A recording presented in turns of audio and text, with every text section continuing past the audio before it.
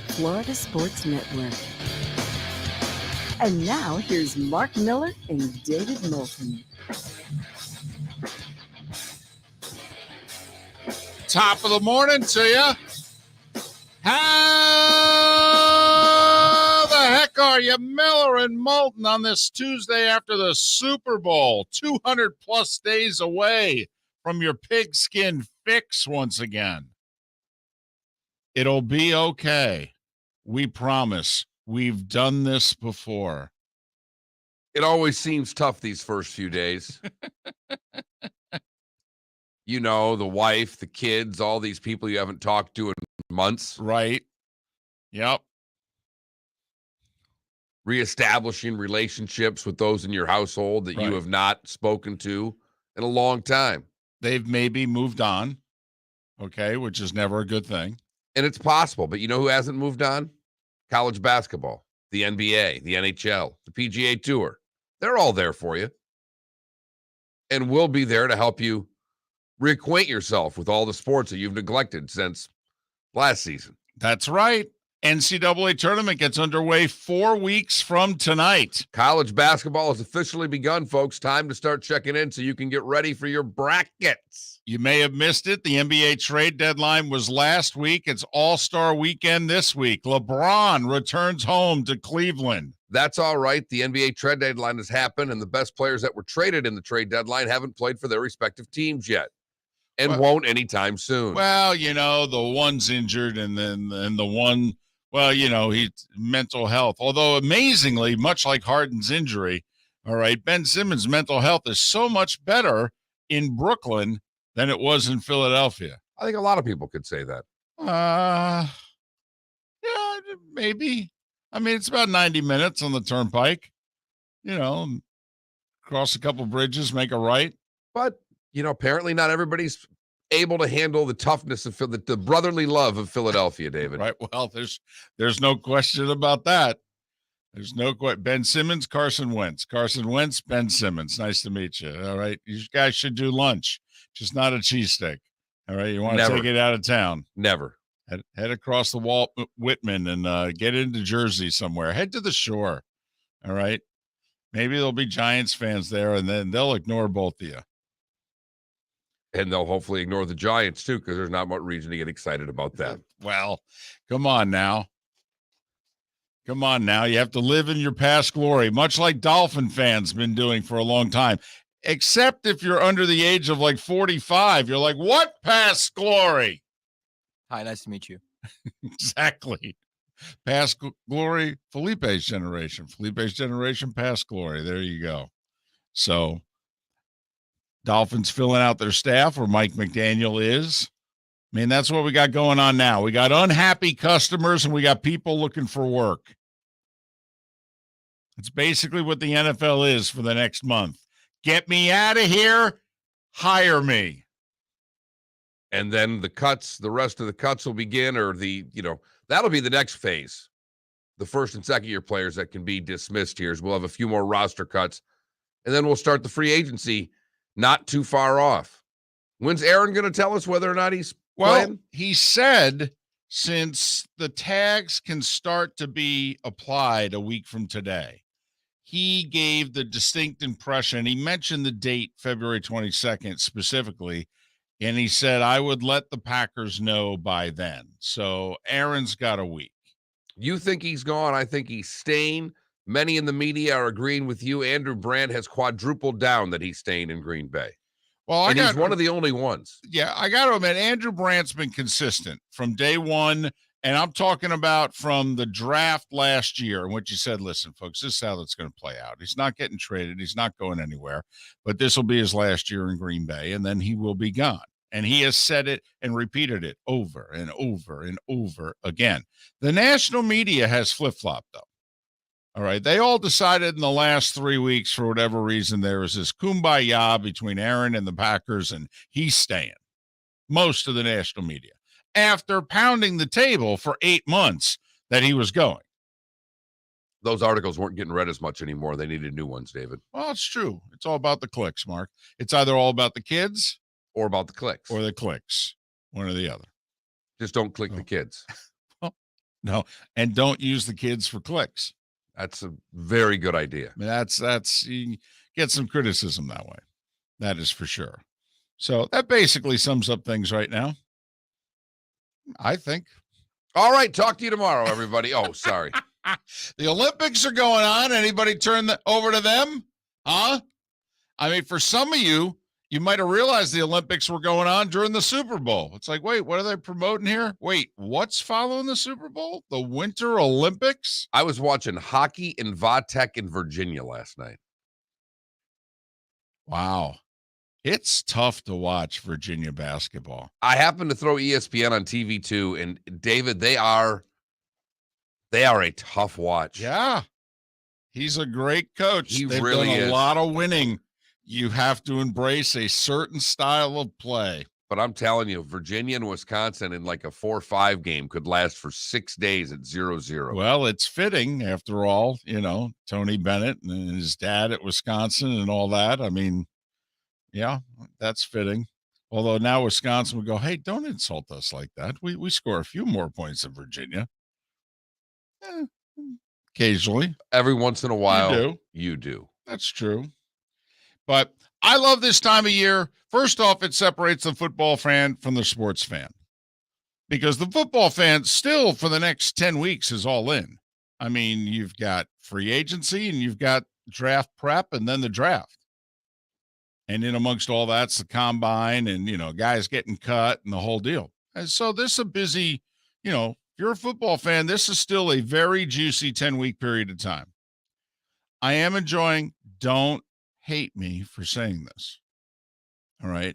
And I don't know if it's just people who don't have anything else to talk about or whether or not the obsession with helmets and shoulder pads is truly gotten this big, but it is remarkable to me how many people want to talk the USFL as if it's a real thing. I'm sorry. Where? Oh, I've done radio interviews all over the country. Everybody's brought it up. I kid you not. Every single person has brought it up, the USFL.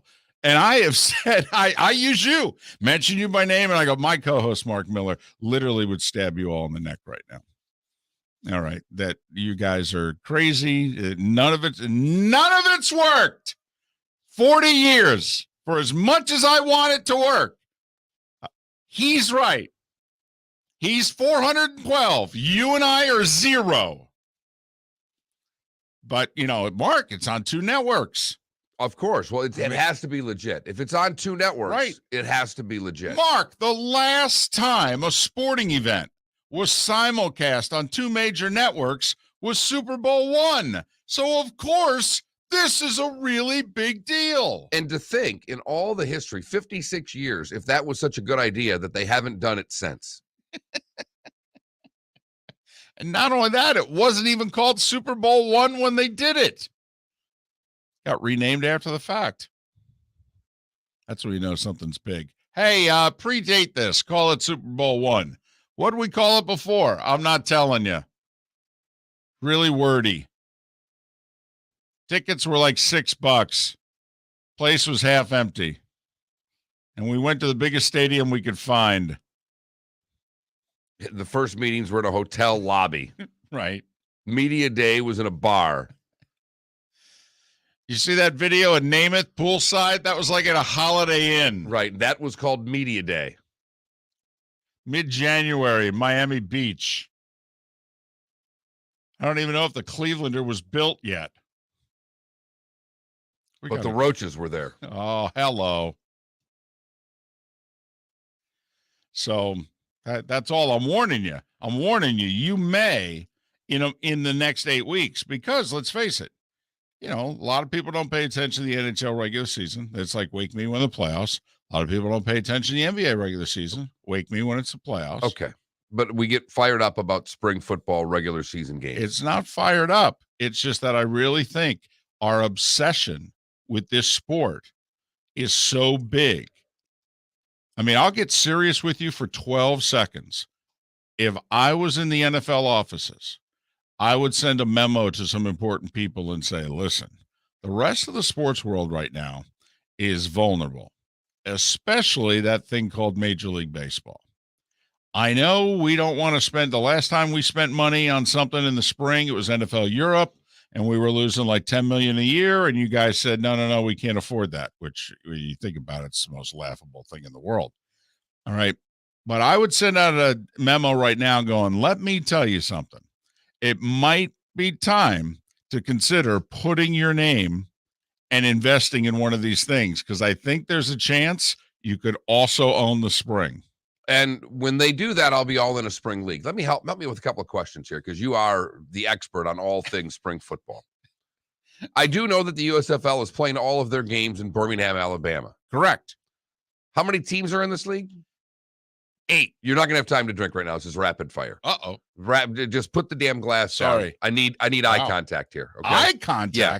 So we've got 8 teams. Correct. All playing in Birmingham. Are they going to play games over the course of 2 days a week or one day? Are we have 2 double headers? I believe it's Saturday and Sunday. Double headers each day. I believe so. Okay. Correct. So obviously they don't care about a crowd, because crowds they're not going to stick around for 6 to 7 hours of football, even in Birmingham. Right. No. This is Fox owns the league. They've put $150 million aside for 3 years to get this thing off the ground. All right, let's stop with the $150 million on the side, because the other guy, Tom Curran, whoever the hell he was, right? He had $150 million, and when he started going through that so quickly, he pulled that money really fast. Yeah, well, he realized, wow, we're losing $10 million a week. So I want you the best of your abilities to stop with every time we say the USFL $150 million, because until they spend it, right? That's just a thought. All right, I'll just answer your question. I'm on the stand. I won't extrapolate. I got it. Do you think, and here's my problems with this league, because I think this league has a shot to get through year one. The Birmingham thing actually makes sense, because you're saving a ton of money in travel costs. Right. But football, you saw it, needs fans. Mm-hmm. Yeah, it does. I mean, it's much better with fans. So you think this television product will be any good without any fans? Listen, Mark, I'm not worried about the fans. Do you know what I'm worried about? I don't think they have a single player right now, and it's mid-February. The league's supposed to start in 8 weeks. Oh, that'd be the league. If they put a sign up and say tryouts for Pro Football League, 5 million people will start running. I know, but some of them have to be good. Where's Johnny Manziel? I'm more worried about the product than I am people seeing it. Because I think, quite frankly, this is like a New Mexico Bowl. This is like a Bahamas Bowl, right, where FAU is playing a MAC school in front of 731 people. I really don't think the crowd, especially year one, matters. And I think they just picked the spot in which it's like, listen, these people are so in love with football that 5,000 of them may show up for all our games just for you-know-what and giggles. Okay. I don't. I think actually the crowd, I truly believe a crowd matters. I think when I watch an NHL game in Canada, it's like watching a scrimmage. And I don't think we like to watch scrimmages. I think we like games with, even a bowl game in people's eyes has some consequence to it. Listen, I'd give the tickets away the first year. Oh, I would, David, I would too. I mean, literally, I'd give them away. Here you go. Yeah, come. I'd have every youth football league there. Totally. 100%. Yeah, I'd leave paper in the stadium. Yeah. I'd make sure somehow, some way I could put 10, because I think with 10,000 people, it looks like a game. Yeah. I don't care if they paid. No, make it look like a high school state championship, or semifinal or what have you. Sure. But I'm not worried about the players. I'm worried about the look of the game, because I don't think people will continue to watch if it's wrestling at Macon High School. Okay. Thank you for that, by the way. I appreciate that. What? The rapid fire. I needed. No, anytime. I'm glad you gave me the warning not to drink. Well, I was going to go fast every time I could see. No, absolutely. Well, you know me. I'm like a camel, man. I drink water. Drink a lot of it. You would know it by looking at me. Good news is we're not going to talk much more USFL today. We will talk some bracket. Shelby Mast on the show today. We're going to head to Philadelphia because, their long national nightmare is over. Ben Simmons has been traded. And so now what are they going to complain about? That's why we, brought Mike Missanelli on the show. I mean, I guess we'll talk Eagles and the 3 first-round picks and, Harden and what have you. But I really just want to say, Mike, what are you guys going to complain about now? The Flyers. I don't know if they care enough right now. They don't. And that is the saddest thing maybe I've said into this microphone in our third act. Miller and Moulton. Hoping you care about what we have no idea. We do. We've done this before. It will be okay. We promise. Text the show. Text us what Now, it is you love. All right. I'll make you a deal. I won't talk spring football. You have to read the texts. I'll read every text, the whole show. Okay. I mean, every now and then you get, you're doing your research and you're, doing this, doing that. And all of a sudden you go, wow, we got 351 texts. So that's all. I'll make a deal with you. I won't bring up the USFL. You have to check in on the texts. Have you tried to get a job in the USFL? I have asked, yes, repeatedly. I have tried to be a part of the USFL broadcasts. No one knows anything about anything. They know the opening day and the networks it'll be on. Don't you work for Fox? Yes. Don't they own this league? I went up to the president of Fox Sports at the NFC Championship game and said, listen, some of us in the booth have some questions about this USFL and would like to work it. All right. And Eric Shanks said, yeah, talk to Jacob over here. I mean, it was like, listen, I got football. I got Daytona. I can't be bothered with this. We'd like you to bother us with a text. Text FSN Radio to 21,000. That's all one word, FSN Radio to 21,000. You can follow the show, twitch.tv/Miller and Moulton. You can tweet either of us, the David Moulton, that Mark Miller. That's pretty much the runaround to how to get a hold of us at any point, anytime during the show. We thank you so much for listening. The starting five, a mere 17 minutes away on Miller and Moulton, the Florida Sports Network. Hey, it's Mark Miller for the Training Grove by Orange Whip Golf, where golfers go to get better. Improve your golf game from home with Orange Whip Golf and Fitness online swing training program, The Training Grove. With a growing swing training video library and a daily program prescribed by golf fitness professionals, The Grove provides a clear path to unlock your most powerful swing, giving you control of your game like never before. Join thousands like me who have finally found a way to achieve results in half the time of traditional game improvement methods with The Grove's revolutionary blend of golf fitness, instruction, and award-winning Orange Whip products. Go to orangewhipgolf.com to get started for a free 14-day risk-free trial and use code Miller10 to get $20 off your first month. That's orangewhipgolf.com to get started for a free 14-day risk-free trial. Remember to use code Miller10. That will get you $20 off your first month. The Training Grove by Orange Whip Golf, where golfers go to get better. You are listening to Miller and Moulton on the Florida Sports Network.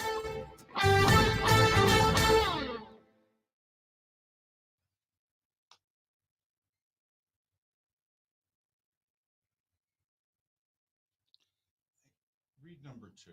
Read what's in parentheses. Number 2.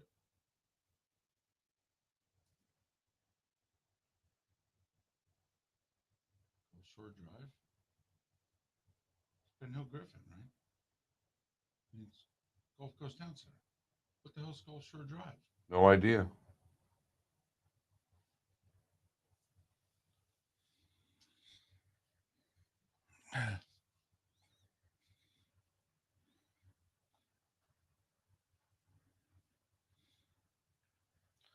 Gulf Shore Drive's down by the water. There's no such thing.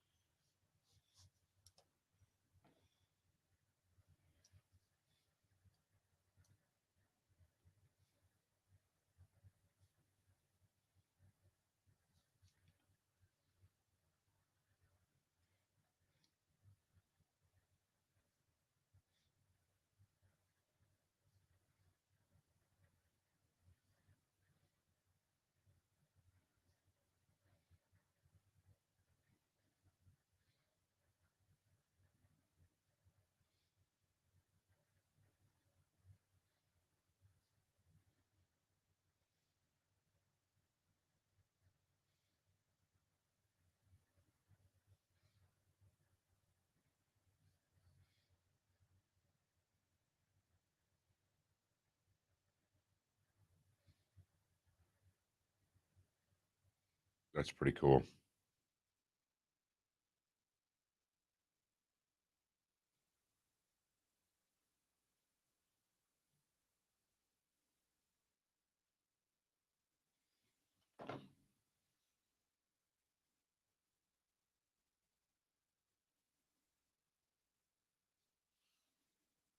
I wouldn't say fed up.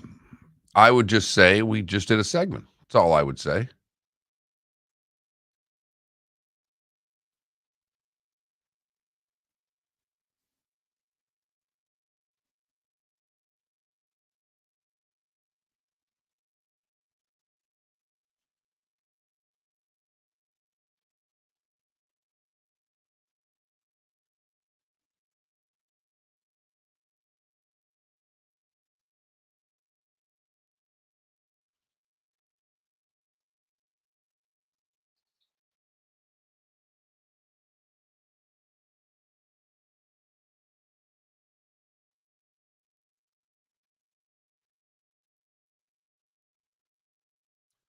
I don't know if you have this in front of you, but for the today was the day when was Wisconsin founded today? It's National Wisconsin Day. That's the only reason I asked. I don't have it if it was. All right. I just was trying to figure out why it was National Wisconsin Day.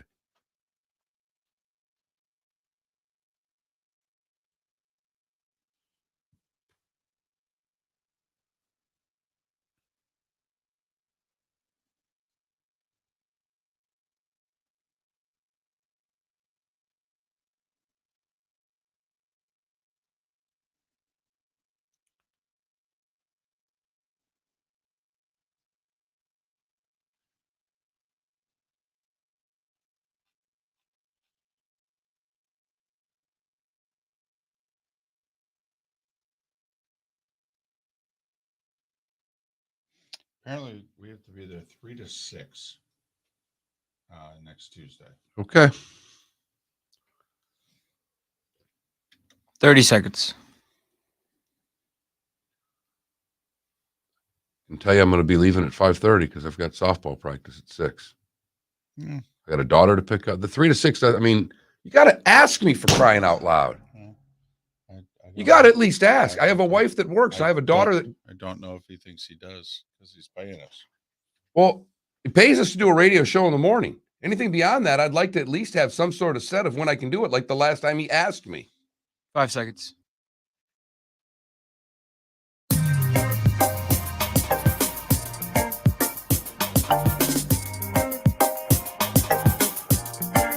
Welcome back to Miller and Moulton, only on the Florida Sports Network.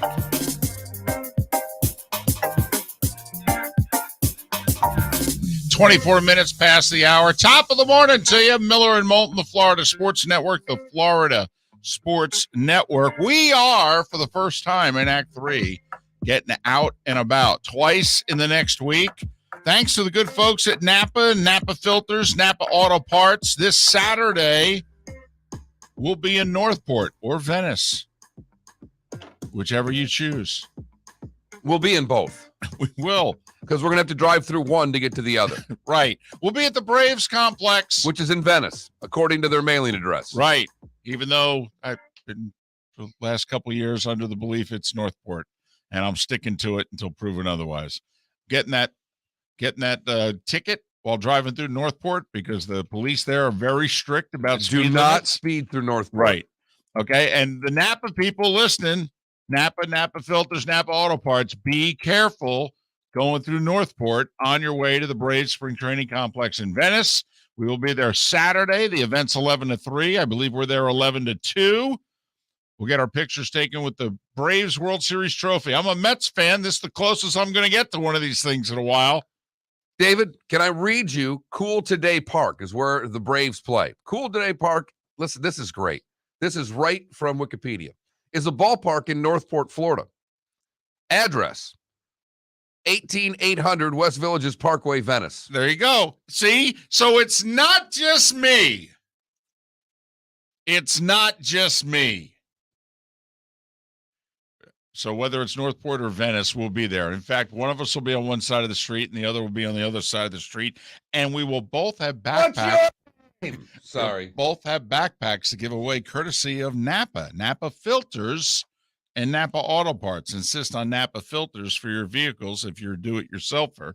Napa Filters. So see you Saturday. There you go. Whether it's Northport or Venice. No problem. A pool or a pond. Pond be good for you.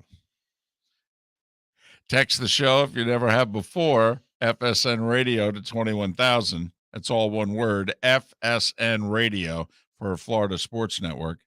FSN Radio to 21000. Don't be that guy that texted us over the weekend and said, damn, I've been sending it to 27,000 for a month. Don't be that guy. Someone taking a shot at you already, saying USFL booth salaries based on ticket sales, David, so they're not sure whether or not you want the job. I want it. I've worked for free before, sir. And someone says in early April, you can cover the English Tiddlywinks Championship. It's a real thing. I'm in. Anything to get across the pond. Listen, I saw highlights on SportsCenter one morning last week. It was like professional pillow fighting. So I know it's out there.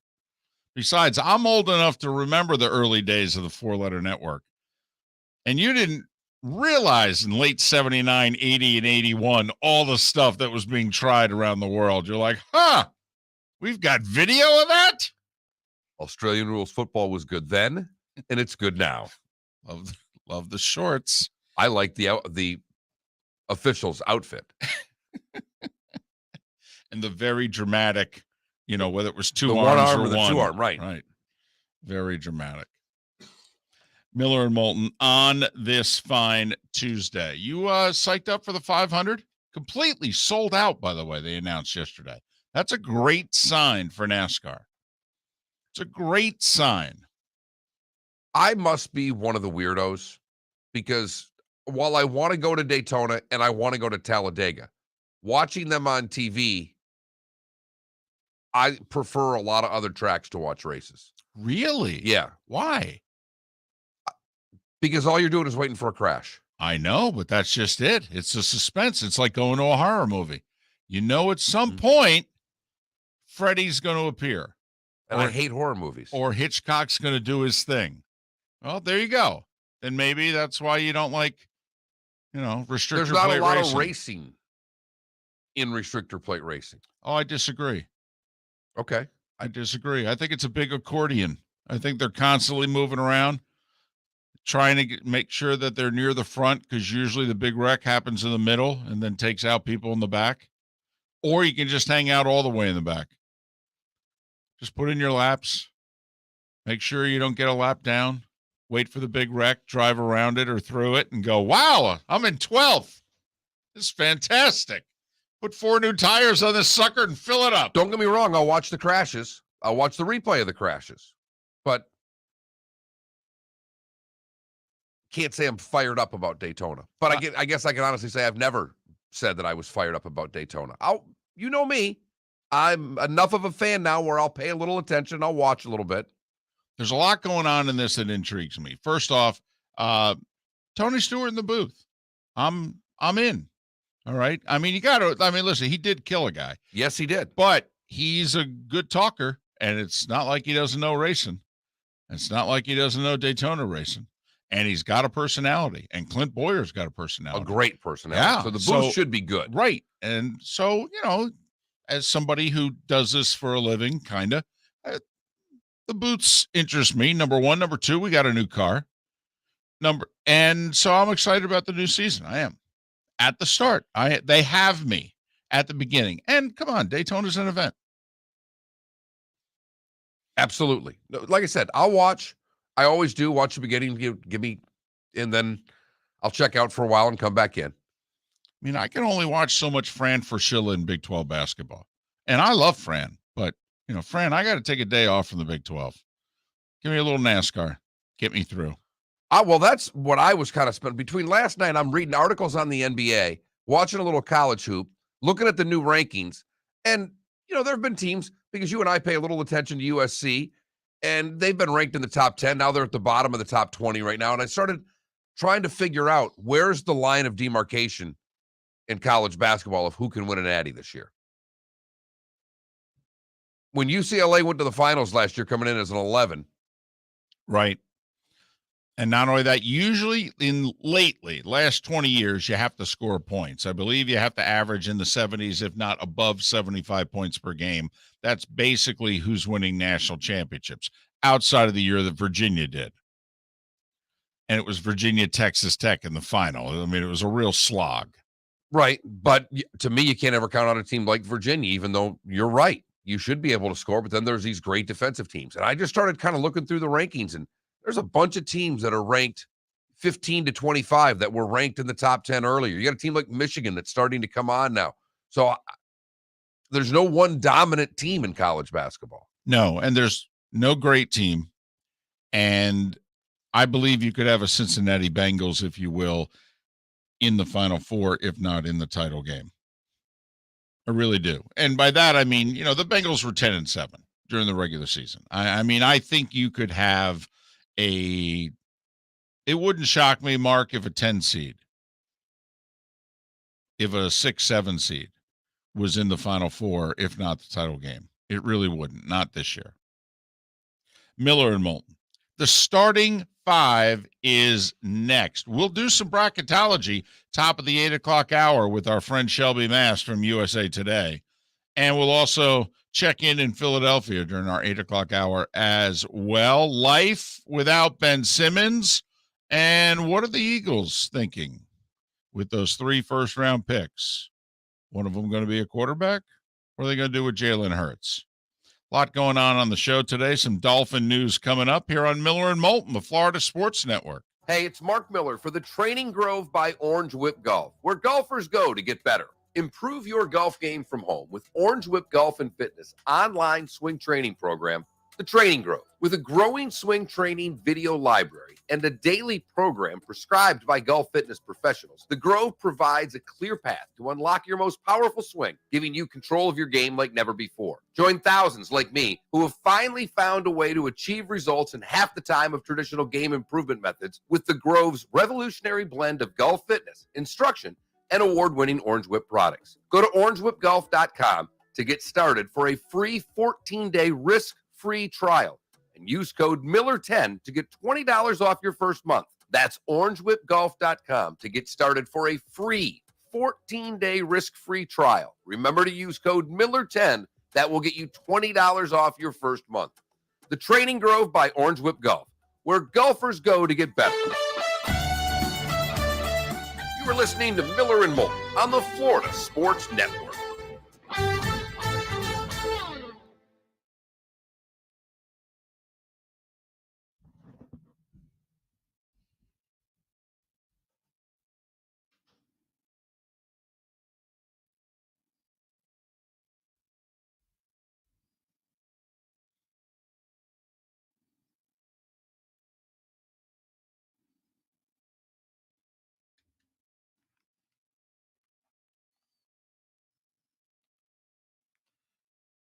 Has it been a while since a preseason favorite for NCAA men's college basketball has actually won the national championship? Or do you mean like number one? Like preseason number one? Wasn't Baylor preseason number one last No, year? Gonzaga was. Okay. But Baylor was like top 4. I don't know. It's just a testament to how hard it is to predict March Madness.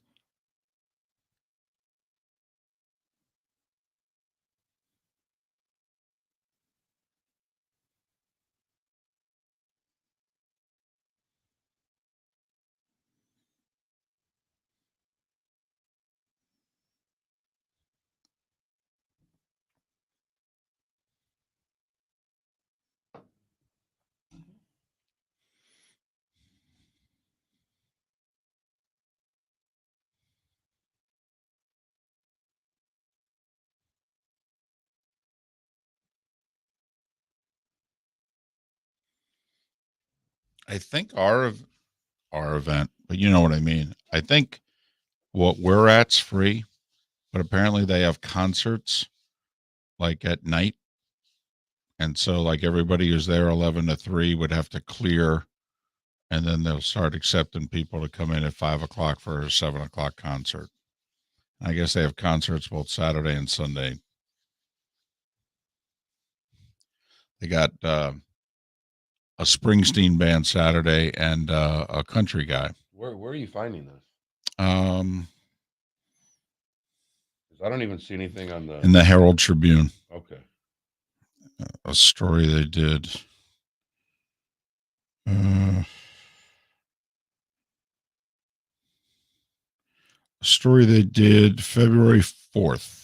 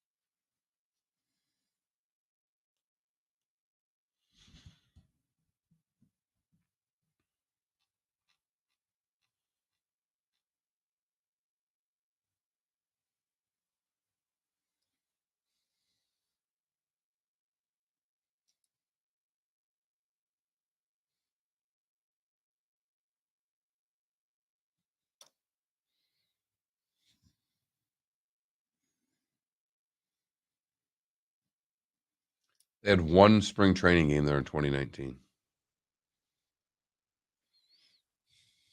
which hosted just a single spring training game in 2019. Well, that might be okay. So in 2019 they had games there. I think that's just these articles are not very good. 1 minute.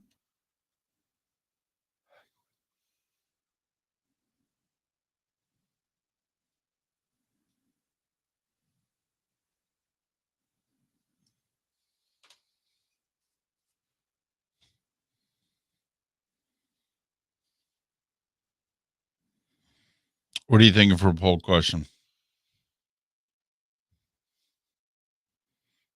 Behind there says our poll question of the day is: have you watched 1 second of college basketball this season?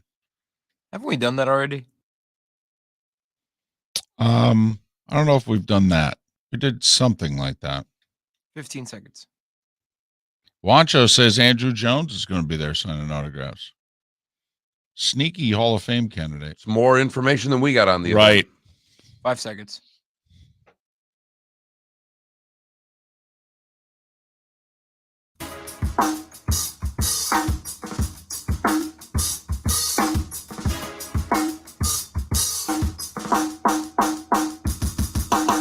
Welcome back to Miller and Moulton, only on the Florida Sports Network.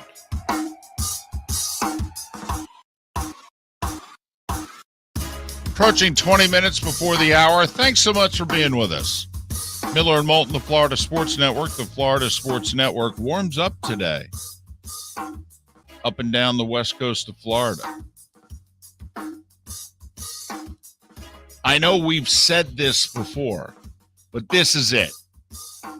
This morning is it. And then it's full steam ahead. Nothing but high 70s, low to mid 80s until like December. Let's go.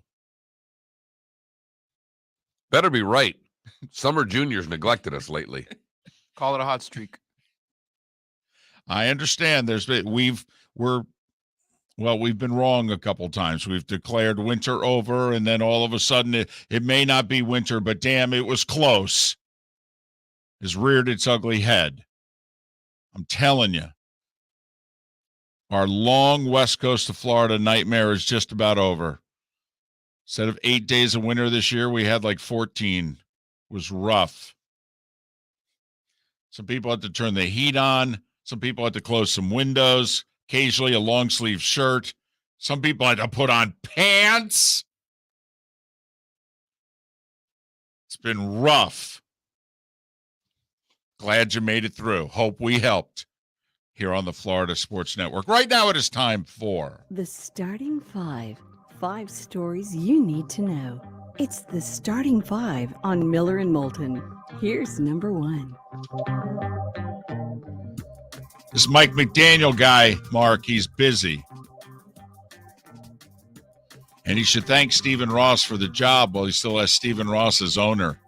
A lot of reports out there in the last 24 hours basically saying there better not be anything to what Brian Flores is saying, or they're going to force him to sell that team in a heartbeat.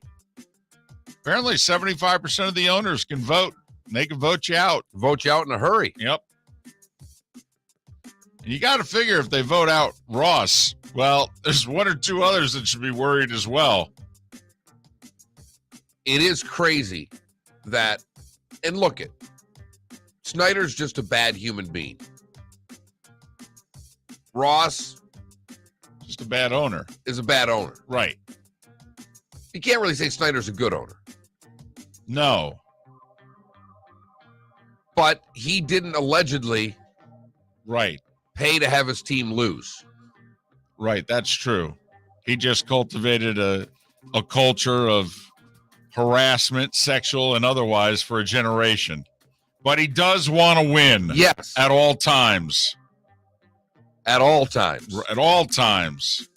We're not tanking here for nothing. Tanks for nothing, Danny.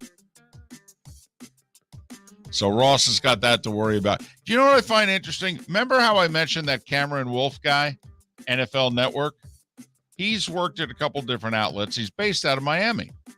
And he had a story shortly after the conference championship games. Flores files his suit. And I think it was within 36 hours, Cameron Wolf filed a report on the NFL Network, put it on NFL.com that said, oh, I got a source that backs up Flores' allegations. Yeah. That's all disappeared. That's like Spanish athletes doping for a generation. Burn it down, make it disappear. It's gone. Can't find it anywhere. I challenge you to go find that report, written, video, or otherwise. You reached out to him to join us on the show? We have. Figured as much. My guess is, since his reporting has disappeared, So is he. I think. In fact, I think he's in the Ukraine covering the crisis at the border. Trying to get some exposure. Back to the Dolphins. This Mike McDaniel guy, he's hiring Frank Smith, reportedly, to be his offensive coordinator. He's going to be in charge of the running game and the offensive line. Apparently did this with the LA Chargers last year. And you may have missed it while the Super Bowl week was going on. McDaniel's already hired Wes Welker to be his wide receiver coach and to help develop the passing game. And he's hired John Embry to be his tight end coach and Matt Applebaum to be his offensive line coach. So there. That's, do with it what you will. Applebaum? Applebaum? He owes me money. I will say it's nice to have Wes Welker back. I mean, people forget he was a Dolphin, and Belichick gave up a second and a seventh for him. And he was on that 1-15 team. Yes. He was arguably their best player. Yes. And Belichick watched him and said, man, imagine him with a quarterback and a good team. Most people were like, what are you giving a second for Wes Welker and a for? seventh for who? Some 5'10" receiver out of Texas Tech? Yep. College football news. Don't know if you caught this yesterday. Luke Fickell got paid $5 million a year through 2028. So that's a 7-year contract extension. That's $35 million guaranteed. Puts him third in line in the Big 12, Mark. Behind who would you expect? The head coaches at Oklahoma and Texas. So he's not in the Big 12. Well, they're going to be any day now. Any day. I mean, they're already looking forward, Mark. That's what you do. I got you. They're looking forward. He also got an extra nearly $1.5 million to pay out to his staff. That's maybe a bigger part of this hiring than his extension and money, because that's the key. Sure. for these coaches. They are very loyal to the people that are underneath them and want to get them paid. And in a lot of, it's why, and they want to keep them. right. I mean, the guy who's the head coach of Notre Dame a little over a year ago was the defensive coordinator in Cincinnati. But it's why Bielema ultimately left Wisconsin years ago. Right. He had everything working there the right way, but they wouldn't pay his assistants. He wanted to go somewhere where his guys could get paid. I wonder if he regrets that, though. I think he does. No, I think he does. That's why I brought it up. I mean, he looked at it. He wanted to get everybody paid. He went somewhere where it would get done. And he was real close to making it work there, too. Yeah. Real close. Major League Baseball, humor me, folks. Humor me. It's 2 weeks till March 1st, and the commissioner of the sport has said we need 4 weeks to get everybody ready for opening day. Well, opening day is March 31st. So basically, we got 2.5 weeks tops to get people in spring training.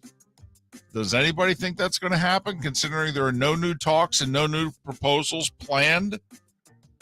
You know what is happening, though?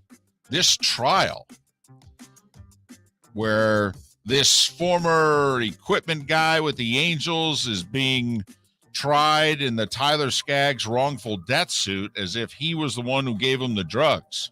boy, the discovery in this is messy. Apparently, there were a whole lot of people on the LA Angels who were doing drugs and were dealing drugs and were getting their hands on drugs for anybody who wanted drugs. Matt Harvey's one of those guys, and he's going to testify today. And it's not going to be pleasant for Matt Harvey, just like it hasn't been pleasant the last few days for everyone else that's been called to trial. The defense attorney is having a whole lot of fun with the prosecution's witnesses. He hasn't even gotten to his own yet. This episode of Law and Order, Mark, is spectacular. Right. It's definitely a 2 or 3-parter, too. Oh, no doubt. Novak Djokovic came out yesterday in an interview and said, listen, it's not that I'm anti-vaccine.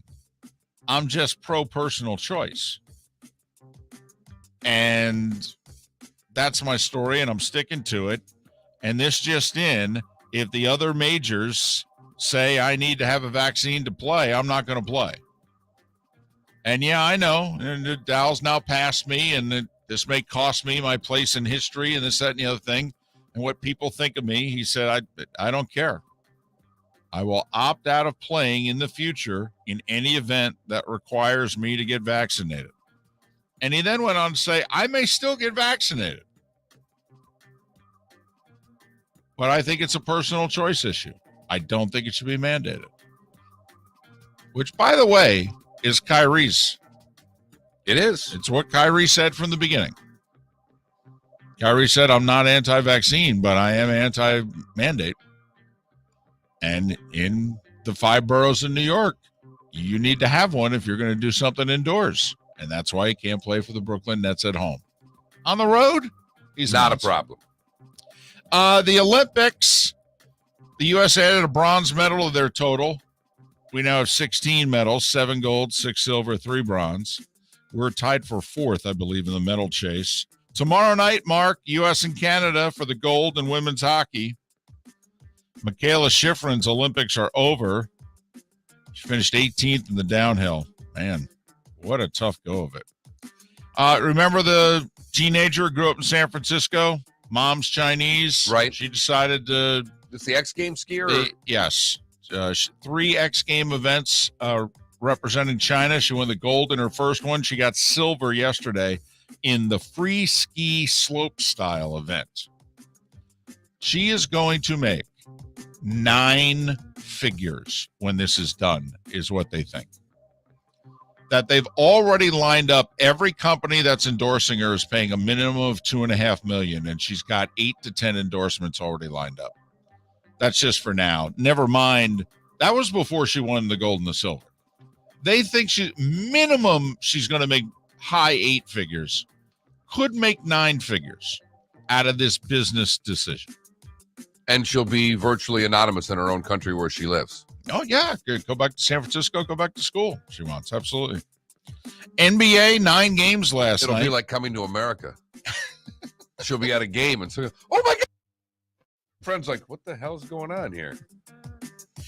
Brooklyn snapped that 11-game losing streak. They beat Sacramento by 24. Remember we pointed out Sacramento was a 3.5-point favorite, and we're like, a lot of close games last night in the association. And by a lot, I mean none. Right. There was one. The one, your Knicks losing to OKC. Right. In overtime at the Garden. Something that hadn't happened in 41 years. Apparently, Randall had a triple-double, and the guy from OKC had a triple-double, and that hadn't happened, guys on opposing teams in the Garden anyway, since Larry Bird and Michael Ray Richardson. Look at that. Yeah, Josh Giddey became the first teenager to have a triple-double in Madison Square Garden. He said it was literally, he circled this when he got drafted. His dream to play in the Garden. And yet the Knicks can't get anybody to play for him. But apparently everybody on all the other teams can't wait to play there. Oh, wait, play for the Knicks there? No. I'm good. Love beating the Knicks. Portland beat Milwaukee by 15. In Milwaukee. Portland. Yeah. They have no players. Not a player left. I told you. Don't stop it. Just stop it. It's the NBA. Guys take nights off. And we're heading into the All-Star break. Trust me. Denver beat Orlando by 10. Clippers beat Golden State by 15. What's up with that? Washington, Detroit, the Wizards won by 9. DeRozan had 40. The Bulls beat the Spurs by 11. But New Orleans beat Toronto by 30, and Utah beat Houston by 34. Harden's not going to play in the All-Star game, Mark. Shocker. Jared Allen of Cleveland will in his place. College hoops, only one ranked game last night. Kansas held off Oklahoma State by 12. UCF a winner, FAMU a loser. Women's hoops, the Gators keep on rolling. They're now up to 17th in the country. They're unbeaten on the road in the SEC. They beat Auburn by 6. FGCU, despite a loss over the weekend, stays ranked at 25th. 4 games in the NHL, Mark. Wild over the Wings 7-4. Hawks over the Jets 3-1. Toronto 6-2 over the Kraken. And hey, Edmonton got a win. 3-0 over San Jose. And at 7 minutes before the hour, that, gentleman, was... That was the starting 5 every weekday morning at this time on Miller and Moulton.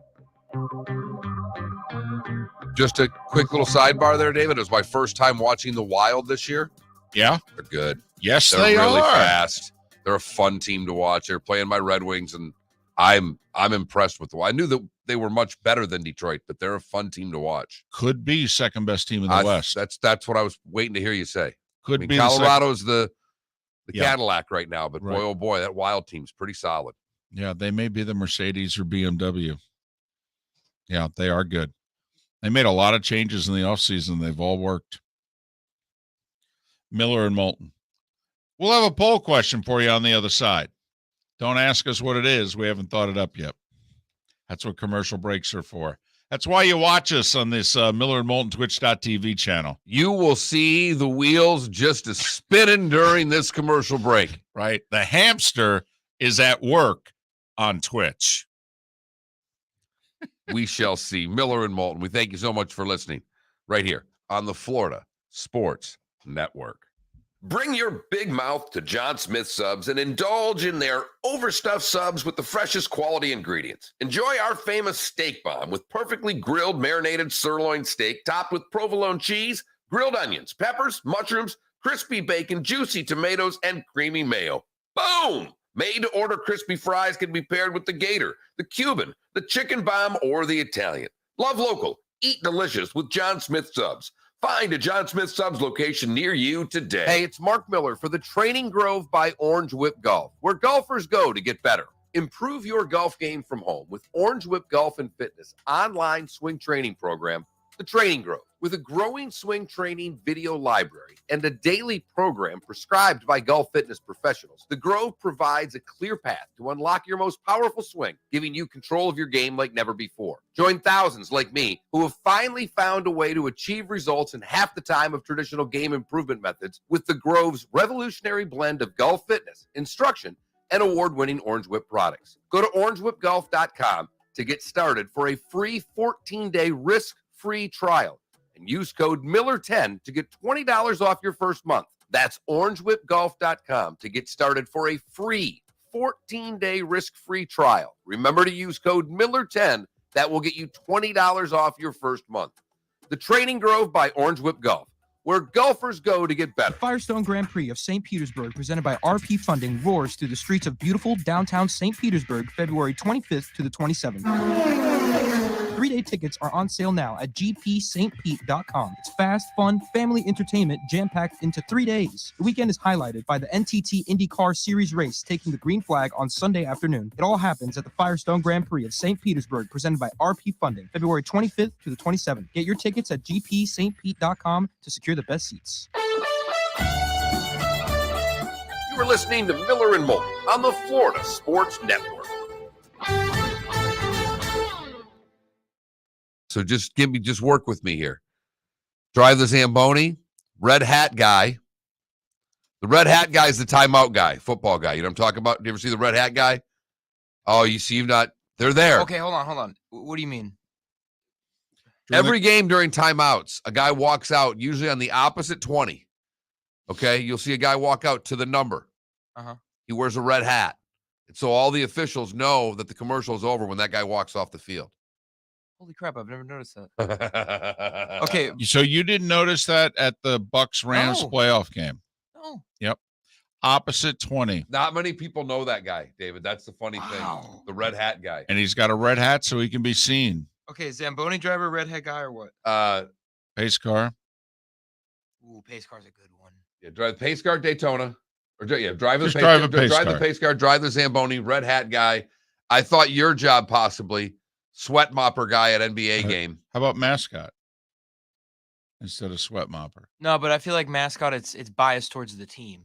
No, This you're is just saying like mascot. a sport job, you know? I'm with Felipe though. I'm trying to think of another, but it doesn't have to be Okay. basketball. I've mopped the floors before. It's fun. It's fun. You know, you're right there. You're right in front That's of the thing. You're right on the court. Oh my gosh! During timeouts, you're like right outside of the huddle. Sweat mopper. Like you're seeing the NBA plays. What would you Sweat- call yourself? Sweat mopper? Sweat mopper, yeah. NBA sweat mopper. NBA floor mopper guy.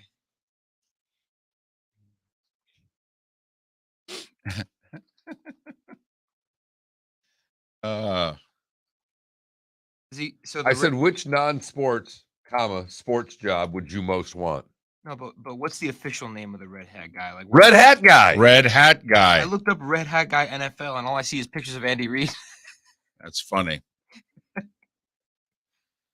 Red hat referee. Red hat referee. Okay. In college, at least in the SEC, and I think they're the only conference that does it.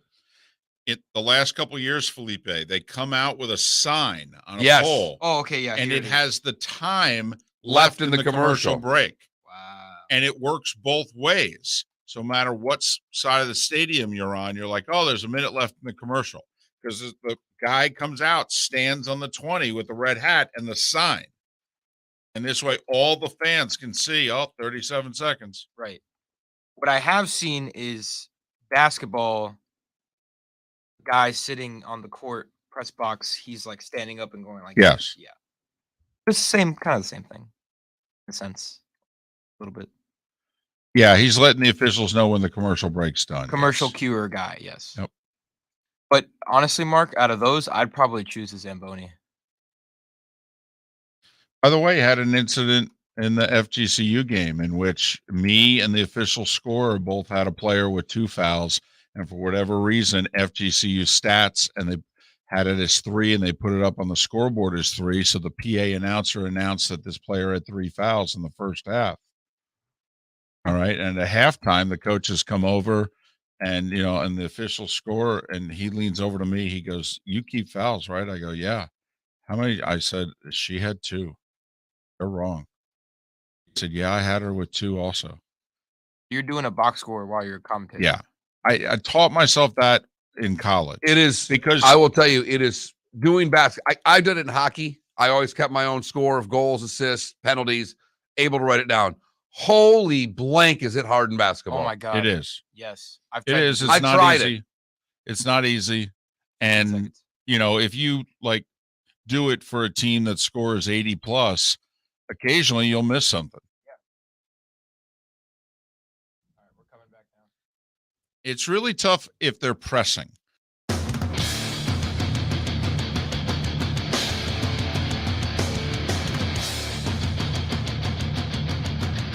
You are listening to Miller and Moulton, exclusively on the Florida Sports Network.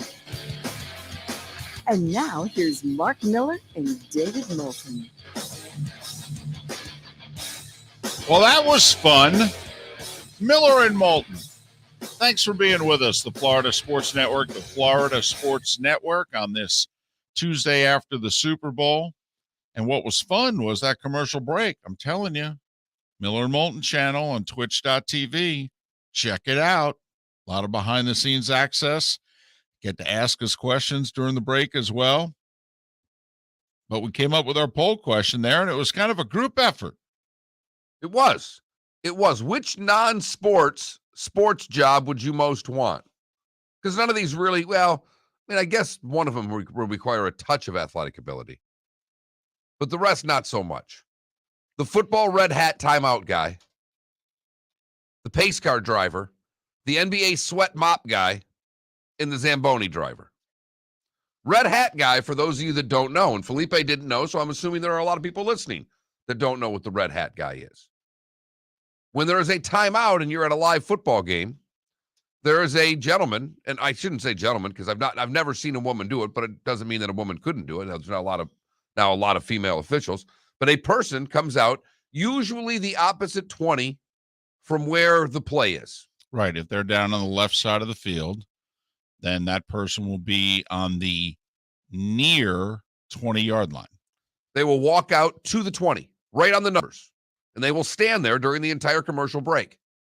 When they leave, that signals the officials that the television commercial is over and they can resume with their job.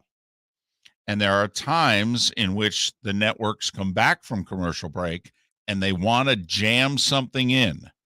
And so they will say, hold the red hat guy, hold the red hat. And the official, but by now, if everybody kind of has a feel as to how long 90 seconds is, how long 2:15 is. And all of a sudden you'll see the officials kind of look over at the red hat person like, hey, come on, we should be back by now. And the red hat will just kind of be looking at them, nodding their head like they're taking care of business. Yeah, got to run a couple promotions here. Just right. CSI's on. I mean, someone's got to pay for this thing. Exactly. Come on now. These coaches are making what they're making. Pace car driver. I've never been a pace car person, but Rusty Wallace did take me on a couple laps at Watkins Glen. Wow. Yeah. That didn't suck. That would be so cool. Yep. So cool. Couldn't believe I got him to play along. The NBA sweat mop guy. Felipe did that for the City of Palms in December, right? Fort Myers tip-off. Oh, he did it for the tip-off. For the tip-off. City of Palms did social media stuff, but for the college tournament, he was the sweat mop guy. I won't lie. It was pretty cool. I'm with you. Yeah. All right. I mean, it does at like my age have the visual of Kramer being the ball boy at the U.S. Open in a Seinfeld episode. Now, I just want to repeat what you just said. It was cool. I mean, you, for hours at a time, were there crouched down with your mop, waiting for people to fall on the floor, leave their sweat. You would run out, wipe it up, and make sure you did it quickly enough before they came back to you and you were off the floor. And you said, quote, it was pretty cool. Hang on, Felipe, because I already know what the coolest part was for you. Let me just figure out if I found out the coolest part, because one, you got to wear your proper kicks here. You got to have a good pair of kicks on. Yeah. If you're doing basketball, basketball shoes. Right. So you got to have indoors. Those. Right. They're only indoor shoes. Yes. And it's not just the mopping up of the sweat. It's that when you're done, you get to give it a quick Yeah. On the mat, on the floor. You got to squeak on those shoes. Well, also think about it. You have the best seats in the house. Best seat. I mean, The you best really seats have in the house. terrific you're seats. sitting underneath the basket. You're on basically. the court. Yes. Right. Okay. With a mop, though. I mean, just for the record. Well, it's off to the side. You pick it up. You got the towel if you need. Can't be that far away. Got to be pressed into action. I mean, No, it's next to me. It's next to me. I mean, you're like a fireman right there. I mean, come on, man. And finally, Zamboni driver. Oh, man. Which is twofold. That's Because the not only are you best. driving the Zamboni, but you get to stand basically in that Zamboni area, which is right either behind the net, right side of the net. I mean, it's a great spot to watch the game. And by the way, just the aesthetics of seeing the ice being cleaned, knowing that you're the guy in charge of that. My son, when I worked for the minor league hockey team and they had a little seat in the Zamboni, my son probably did 600 Zamboni drives. Yes. But he would never do them during the game because we let fans go during the game. Jake never cared. Jake's like, after warmups, can I ride? Sure. Can I ride when they clean the rec rinks? He did not care about being around the people. He just wanted to ride around to the Zamboni. Kids love the Zamboni. I don't think I was ever more cool to my daughter than when I said to you, hey, can Melissa in between periods one time get on the Zamboni? And you went, yeah, sure. Oh, man. Dad's stock was about as high as it could be right then and there. Like a princess. Waved all the folks. It's fantastic. Hi. Yep. You know what it's like? It's like being royalty. You know how I feel about royalty, Mark? Queen Zamboni? Or the Zamboni Queen? Sure. So the poll question is up at FL Sports Network on Twitter. I will retweet it, and I will, either Felipe or I during the commercial break, will do our damnedest to get it up on FloridaSportsNetwork.com. Whoa! Hey, I don't know if we're ready for this. I don't know if I am either because I'm not sure I can pull that off here. I'm hoping Felipe can. This is tough. You know what? You know why I'm not going to vote Red Hat Guy? Most of you, and you've gone to many a football game, you haven't even realized there's a Red Hat Guy. He doesn't have as good of a seat as you think because he's always opposite of the play. Correct. I'm voting for a replacement for Red Hat Guy. Bat Boy. It's too late now. The poll's out. When I hit send, it's done. Unbelievable. He had a 5-minute commercial break. The poll question's the poll question. Okay, dude. all right. Okay. I mean, you're like the folks in the Twitch chat room. British Open starter. Okay. Hey, did you think about this? Yeah, this is the question. 4 choices. Pick one. It's not that complicated. Don't vote. Whatever. We'd love for you to vote. But, But if you don't. If we missed one, we missed one. I mean, come on now. You're listening to this show. You know we're not the brightest bulbs in the drawer. Besides, there's no way I could fake that accent for 11 hours. I can't wait till there's someone new as the British Open starter. That voice to me is David annoying. Moulton? Yeah, just come on now. Can't we get Harrington? Although I do like the golfers impersonating him. Poulter does a really good impression. So, boy, I think it comes down to which driver, pace car or Zamboni. Yeah, Zamboni would be last on my list. Believe it or not, the NBA sweat mop guy is a lot higher than you think for me because the seats. Well, another thing is during timeouts, you're standing, like, for example, if they have a 30-second timeout and they're on the floor, obviously they're sweating. They got the chairs out. You got to clean up the area once they clear out. So you're in the huddle. You're standing right outside. You're watching plays being drawn up. I think it's a great seat. It's pretty I think it'd be pretty cool. That's my vote. I can't believe that you kept your mouth shut the whole time. Oh, I did. I will say I did say hi to Keontae George one time. I was like, hey, I like your shoes, man. He's like, hey, thanks, bro. But I'm surprised. I could see you talking to the players. I mean, you're not much older than them. I will say this is the coolest part I forgot to mention. The referees, they talk to you, and they are hilarious. They talk to you? No, you mean human beings interact with other human beings that are standing right next to them? No, because I'm not going to talk to them. Get this sweat spot right here, kid. No. They work conversation, and they're like, oh, you ever heard this song before? Like, oh, yeah. Blah, blah, blah. You missed a spot. Well, it is true because they all stand at 3 different spots. Rarely do, even 2 of them stand together. So, you're providing a distraction for them as well. Yeah. I have to admit, you are selling this gig to me a little bit more than I thought. I'm like, Mark, he's saying that mopping up, because you got to remember, we have an English bulldog. I mean, I mop up. You basically are NBA sweat mop guy, but you're doing it for a dog. Right. And now imagine your dog was 7'1" and working in the paint. And I can't wait to get rid of my job. All right. And so here you are going, man, I can't wait till there's another tournament so I could do this again. It's just I did it for a small, well, I wouldn't call it small, but just a college basketball tournament. Yeah. Imagine the NBA. Oh, it's Kevin Durant. Wow. it's Well, crazy. I You found can't out. say anything to No, him. but you're just like, Yeah, but you're what like those seats? Because I was lucky enough as a small kid when the Pistons played the Pontiac Silverdome. I had a neighbor that would take us to weekday games. My buddy's older brother, I was probably 10, 12 years old. I still can't believe my parents would let me basically go 90 minutes away on a Tuesday. Mark, Different world. it was the early 80s. Right. I mean, you know, So you'd go to a Piston game at the Silverdome. They're not good yet. They Right. just drafted Isaiah and Tripucka. They're about to get good. right. And you could get nosebleed seats for nothing. I was taught very well at a young age, pay off an usher. So we'd buy nosebleeds, walk up to an usher, hand him $10, $20. And look, I'm 10 years old. You hand an usher $10 and say, is there any way I can get a good seat with a little wry smile? I'm sitting under the damn basket. Right. They'll walk you down. Go, here you go, kid. And so great seats and watching these behemoth men from that close. It's one thing to watch a basketball game on television. It's another one to watch one from the second level. When you're courtside and you just see how damn big these guys are, it's a whole nother element.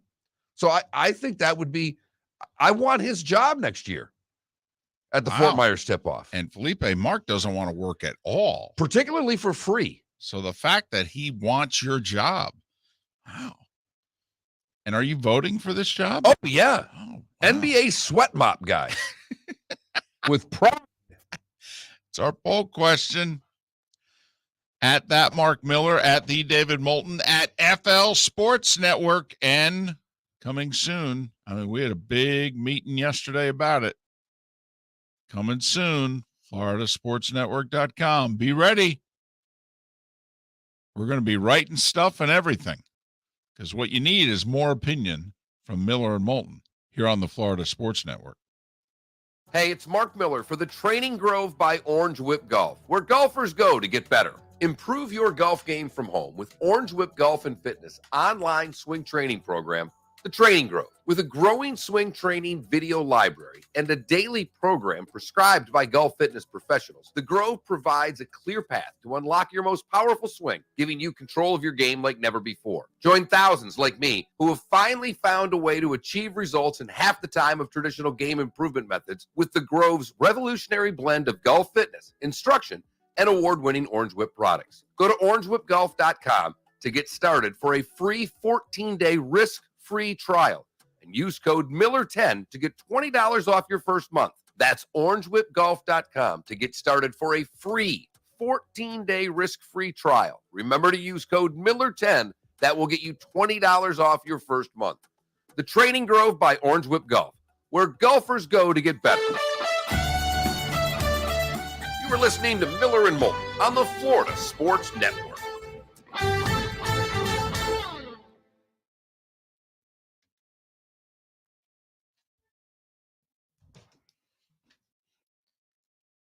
and it's true. I mean, I'm sure, I don't know about all of you, but most of you have been to an NBA game.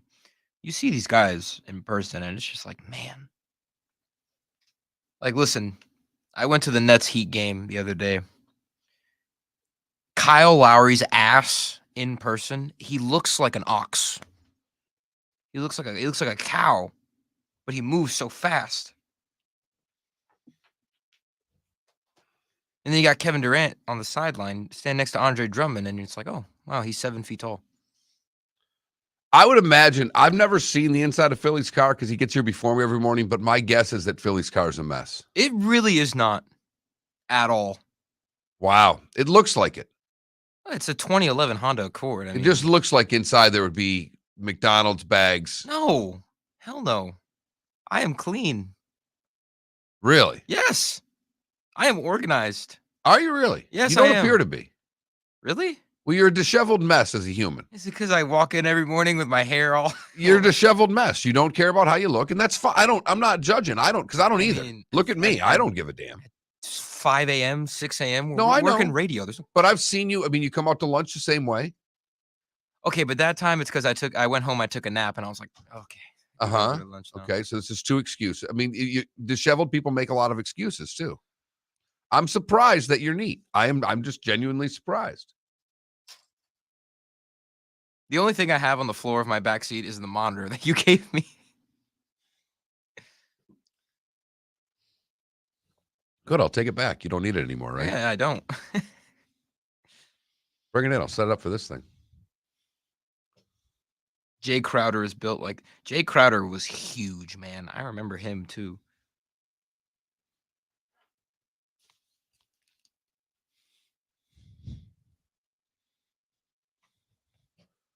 All right, let's do the cars on the way out. Every place we're going to be, Napa Auto Parts. Well, we've done one. I know it's second. Here's the problem. Do you have any copy to do a live read with? I mean, I can do the promo, but 60 seconds on Napa filters?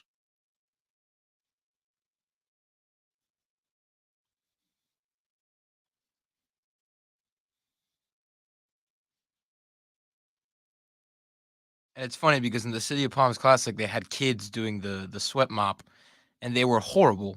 So there'd be times where I'm sitting in like the media table next to the basket, and I'm like, give it to me, give it to me, and I just mop it because they were doing a horrible job. Yeah, I guess I'm a natural.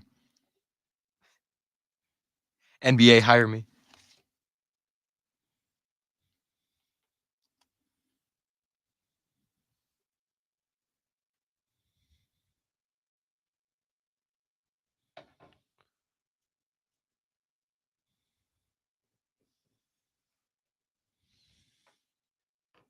All right. I got it right here. Make sure you mark these times when we do any of this Napa stuff like it's in the email. You know that, right?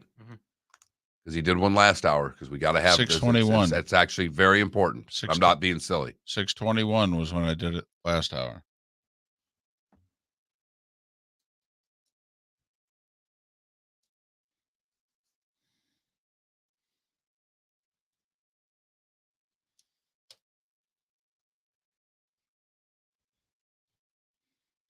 You're about to do it here? I am. Okay. You know, DC,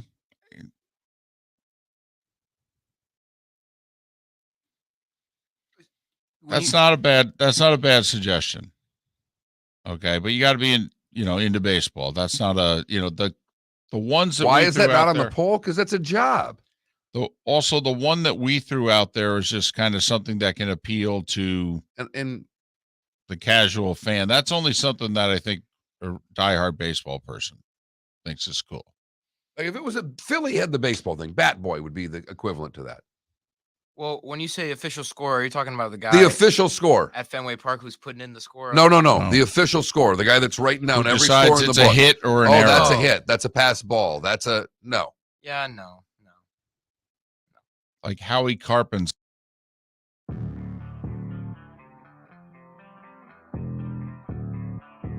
Thanks for listening. And now, more of Miller and Moulton on the Florida Sports Network. 19 minutes past the hour. Miller and Moulton brought to you by Napa Filters, Napa Auto Parts. Your car has at least 4 types of filters, which will require specific maintenance over time, whether it's simple dusting or complete cleaning or change. It can negatively impact your vehicle. You know that. If you're shopping for filters, whether it's a Ford F-150, a Toyota Camry electric vehicle, or any other type of car, motorcycle, Napa Auto Parts and Napa Filters has you covered. Not sure which type of filter or related filter part you need? Go to your local Napa Auto Parts store near you. Napa, proud sponsor of Miller and Moulton on the Florida Sports Network. Also proud sponsor of our 2 promotions here in the next week. We told you about Saturday out at the Braves complex, but also a week from today. They promote the St. Pete Grand Prix. We'll have a pre-race party on the 22nd in Fort Myers at the Miller's Ale House in the Gulf Coast Town Center. We'll be there for happy hour, and we start early on the show. Napa's happy hour begins at 3 and goes until 6. That's good. I need to start early. So should be a treat at softball that night. Our thanks to Napa Auto Parts, and Napa filters. Insist on Napa filters for your vehicles. That's all we need is Moulton insisting on something at a car parts store now. You could see me insisting. I could. Absolutely. Hey, I need Napa filters. Well, we got this other kind. I said Napa filters. What part of Napa filters don't you understand? There it is. That's the line we were looking for. That's the money line right there. That's the one. That always gets them on your side. And by always, I mean they're done with you. Are you going to wait on that customer? No. No, I'm Actually, done with that I'm customer. done with him. No, I've encouraged him to go elsewhere as far away as possible. Miller and Moulton on this Tuesday. I'm excited we got Shelby Mast next hour. It's our first time. We do this every time. I will say we've been very consistent for 15 years. We wait until it's a month out from the tournament. We call Shelby. We go, hey, it's a month. Let's go. Let's start doing some bracketology, buddy.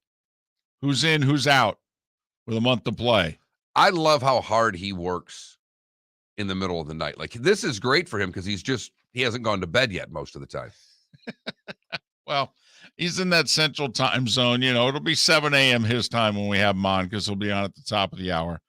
And you know what's really honking a lot of people off is that they're the best conference in football, but it was so much more fun to the college basketball fan 3-4 years ago when the SEC really sucked. And now they've made a real commitment. I mean, just about every school's like all in. Except Georgia. Well, it's funny, though. They're all in. They actually are all in. They're They paid the coach. They've done everything they're supposed to, and they can't get anything right. No, it's amazing. How can Georgia? I mean, it's not like there are bad high school basketball players in the greater Atlanta area.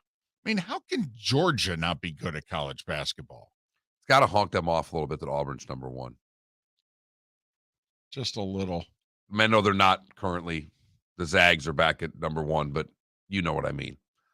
Yesterday's poll question, by the way, was just your thoughts on the halftime show, of which nearly 60% said you loved it, 22% said it was okay, and a little less than 20% said please never, ever, ever again. I have to admit, that's a more positive reaction than I thought we were going to get. I think if we'd have put that poll on Facebook, it would have been a different result. Really? Yeah. Facebook had far... In my world, Twitter was damn near unanimous that the show was great. Right. Okay. On Facebook, in my friend group, far more people complained about it. Facebook's a little older. Okay.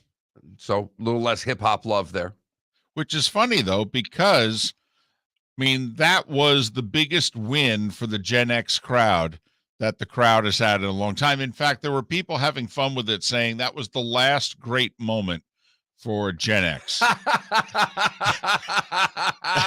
halftime show is the last great celebration of you. Well, we had texters yesterday who said that they danced during the halftime show. I saw a video of a friend of mine who's in a local band of his wife gets up from the couch and she's dancing during the entire halftime show. I don't recall another time in which humans got up and danced at their homes during a halftime show. And it doesn't mean some of the other music wasn't danceable, if you know what I mean. Right. Not like we didn't have Beyonce and Bruno Mars and a few people that you could tap a toe to if you wanted to. Right. So I just found that interesting. The number of people said I got up and danced. All right. For a halftime show that is pretty positively thought of. So who's going to do it next year? I mean, you know, you never want to be the guy that replaces the guy. You always want to be the guy after the guy that replaces the guy. I mean, I'm saying Jay-Z is apparently in charge of this entertainment. I'm going to say it again. At what point does he just look across at the dinner table and say, so you doing anything? Well, and obviously with Jay-Z doing it, you can't see it. I'm not saying it would never happen, but I can't see Jay-Z going, you know what I really think we need is a country show. Oh. But they've never really had that. No. Arizona, right? That's where it's going to Yeah. be? Yep. Yep. Yep. You can think all day over there for Arizona music. Knock yourself out. No, I'm not thinking about that. I'm just... And obviously, it's the time of the year that it is, and certain artists will raise their hand because they know they're going to go on tour, and they're like, "Oh man, this would be a big, we're about ready to announce, and this will really help with ticket sales." Because as we've stated, nobody gets paid for the halftime show. I mean, the dancers do, but the funny thing is the help does. Okay, the main artists, they get bupkis. They get praise or ridicule. That's what they get. That's it. And exposure. That's what they get. So all the NFL helps out with is the production of it. Yeah, they cover all the costs. I mean, they'll fly you in, put you up, that sort of deal. But you don't get paid. These artists, if they were to come play Tampa's arena in a one-off, they're getting paid big dollars. Yeah. They don't get a dime. What's ticket sales to the concert? That's why. Right. But yeah, I get it. But I mean, think about it. You are doing a show before over 100 million people. That's just in the U.S. That's not including worldwide. And hey, how much? 15 minutes for the largest performance you will ever have in your life. Hey, period. You will never, ever, ever, maybe in your entire career, never perform in front of that many people combined again. Hey, what am I getting for this? Thanks. Well, you know what they're gonna get, right? People reminiscing on their music and millions of streams. Well, hopefully. That's the hope. The hope is, as opposed to being, what's his face from Coldplay and getting ridiculed now for years. Yeah, but people, guy had a nice life and career going until he did the Super Bowl a couple of years ago. Yeah, and it wasn't his fault. They picked him. Well, yeah, and also who crashed it? He was supposed to be the headliner, and then who was it? Was it Beyonce? Right. And then Bruno? Right. Yeah, okay. I mean... Wait, so basically he was the house band. Well, right, and he started out as the headliner. Are you thinking Coldplay or Maroon 5? I thought it was the guy from Coldplay. So you're not talking about Adam Levine? No. Okay, because remember he was a couple years ago in 2019, him and Travis Scott. That one was, I didn't like that one. That one was weak. Yeah, I think that was the Atlanta Super Bowl. It was the Atlanta. Yeah, so that was 2016 Super Bowl. No, it was 2018 Super Bowl, 2019. But so that's all. I'm glad that, by the way, our favorite halftime act, Prince, still holding up pretty well. Absolutely. I mean, when there was the declaration that this was the greatest halftime show ever, and there were a few, and you know what, Mark? Once again, it may have been the Gen X crowd that was going, hey, now just take it easy now. Purple Rain in the Rain. May want to just, download it, take a look. It's pretty good. And by pretty good, we mean amazing. But that's all. Now I'm curious as to who they're going to get next year, because it was, widely well received. So that's a tough act to follow. And they don't get that. No. And while people knocked it, largely it was praised critically. Yes. Yeah. I don't think they can go to it again. They took the big names and they did their main stuff. And, I think, if they went off of the hits, I don't think it would be as well received. Maybe by the diehards, but not by the masses. Well, it's not for the diehards. No. But that's all. And we're hoping to be there next year in Arizona. By the way, it was reported last night Al Michaels already signed with Amazon. That was quick. Yeah, I was about to say that was fast. Huh. So he had one in the drawer already, is what you're telling me. Well, there's been a few of those deals in the business done before. I mean, it had been reported for a couple of months that, Amazon's really hot for Al Michaels. So whether the deal was done or they just did it yesterday, and it was all but done. So yeah, the only thing that needed to be done was the signature, I think. Yeah, I'm pretty sure. I think Al just finally had to. I think the offer had been out for a couple of months, and Al just finally had to say yes. So I was disappointed in NBC. I mean, Al was very gracious, gave Michelle Tafoya her moment. I cannot believe 16 years as the play-by-play voice of Sunday Night Football. The last 11 years, the number one show in prime time on network television. And they couldn't give him 3 seconds. I was stunned. What did he say? I don't know what next year holds. Something like, I don't know. He looked over at Collinsworth, said something, and Collinsworth simply said, Al, you're the best. Right. That was it. Yeah, that was it. And then they just talked about the game, what have you, and he basically threw it to break. And we never saw him again. I thought we were going to come back. Just a quick fist bump, and that was it. Yeah. Yep. Do you think they were going to let him have 30 seconds at the end to say goodbye? Say whatever the hell he wanted. Yeah. It is Al Michaels, after all. Yeah, he's been the voice of Sunday Night Football for 16 years. You've been number one for the last 11 or 12. Well, yeah. and he's probably walking away from network television. I mean, this is the guy that delivered the line, "Do you believe in miracles?" He's kind of he a left, big deal. He left ABC and Monday Night Football Right. to come work To for you you. guys. At the time, people were like, because, once again, kind of like us thinking the Thursday night draft thing was going Right. to be a disaster. It's funny. You go back 16, 17 years and people thought Sunday Night Football, man, we've already had enough of that. I don't know. You're leaving Monday Night Football for Sunday Night Football? Because remember, he left first, and then he worked on getting Madden to come. It is funny, ironic, whatever you want to think of, that you look back on that as being a bad move with what NBC, the firepower they gave NBC. When they started flexing those games and started saying, Right. I mean, the league made a determination that This was going to be, this is not only going to work, we're going to make sure it works. yeah, and we're going to make this bigger than Monday night. That's what the league said. And the league knew what's the best TV night that there is, Sunday night. It's why, for those of you who keep wanting the Super Bowl on Saturday, and we keep politely telling you, okay, Sundays is the best night of television of the week, and Saturdays is the worst. And if you're the network and you're paying what you're paying to televise this game, and you're asking $6 million for a 30-second ad, all right, you are going to put it in the best time slot imaginable. In fact, the game kicked off, I think, later than it ever kicked off Sunday. Kicked off at like 6:35, 6:36. And I thought that was fairly normal. I don't know why in my head 6:30 was. Well, 6:30, 6:30, 6:31. It kicked off even 5 minutes later than normal. But Well, they had to get the rocket. right. Very quickly as we go to break, do you remember Al Michaels was traded? That when they finally, Al went to ABC and said, "Listen, I know I'm under contract, but I think I want to go, grab Madden and we'll go do this Sunday night thing." And NBC called up ABC and said, "What would it take?"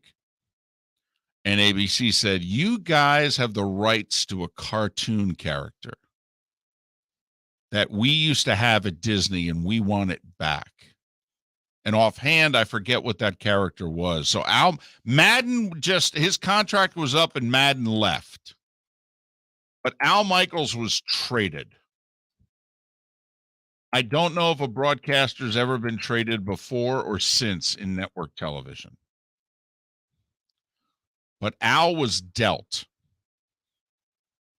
And Mark, we've joked over the years, what would our worth be? Would we even be the player to be named later?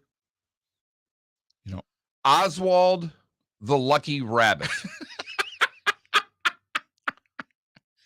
Oswald the Lucky Rabbit was a black and white cartoon character envisioned and designed by Walt Disney in the 1920s. The rights to Oswald belonged to Universal. Right, which NBC had purchased. As a result of backroom wheeling and dealing by one of Walt Disney's collaborators shortly before the Great Depression.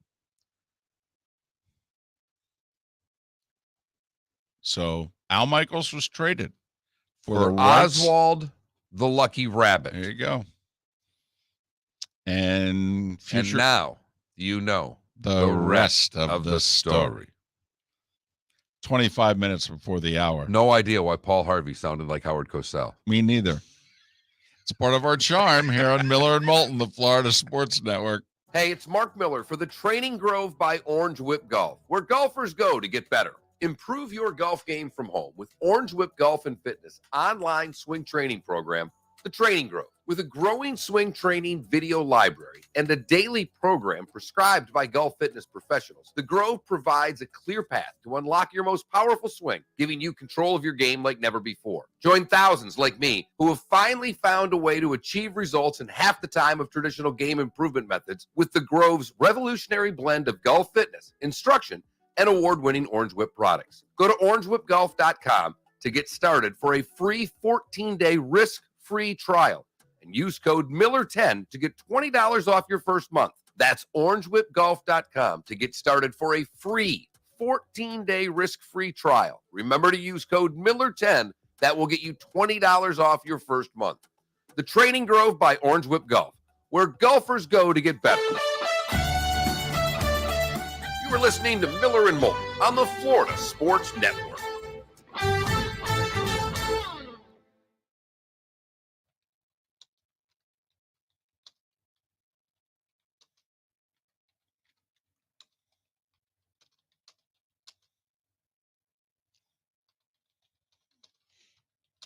I will say, I think for most of the halftime show, I was bobbing my head.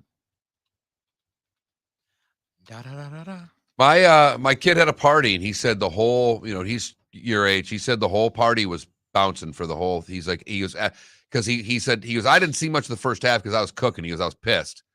And he goes, halftime came, and I'm like, all right, I'm watching this because he's into it. Yep. And he said everybody loved it. And they had about, I don't know, he said 10, 15 people in his house. And I told him, I go, you were anti. I go, Felipe was anti for 2 weeks, mocking me about the halftime, and then looked at me on Monday and goes, that was pretty good. Yeah, you know what? I was. I know you were. You were wrong. I was wrong. It's the one and only D-O-double-G. Snoop Dogg. No. I was wrong. I want to hear you. I want to see, because you don't say that very often. I was mistaken. See? There it is. No, you were wrong. You weren't mistaken. You were wrong. No, I was mistaken to believe that it would be. No, you were a wrong. washed. Were you right? Were you right? This is opinion based. No, I wasn't right. I was wrong. There you go. That's all. Can't believe nobody wants to be the red hat guy. You know I'm rocking with the DRE, Dr. Dre. Okay. We don't need karaoke this morning.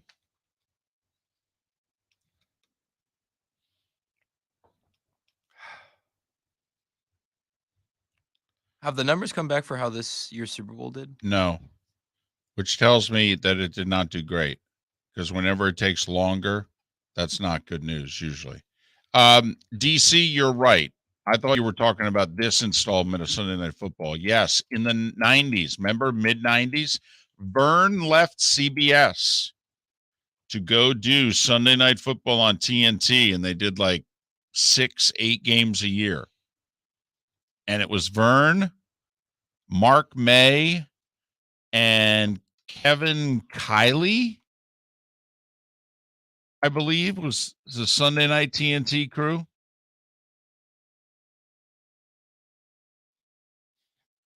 ESPN did have a Sunday night game way back when. It was when they first started getting the NFL, which I think was 87 or 88.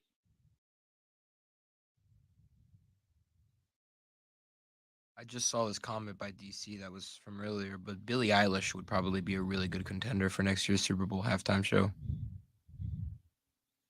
And it'd be good. She's good. Usually people don't do it unless they have something to sell. And I understand you could sell your own music, but usually it's something, I got a tour, Yeah. a movie, there's something I'm doing. Mm-hmm. Or Dua Lipa. She'd be good too. She can bring some people in as well. Yep, it was Mike Patrick and Joe Theismann that did the Sunday Night Football on ESPN. Harry Styles, yeah, that's a good one, Klecko.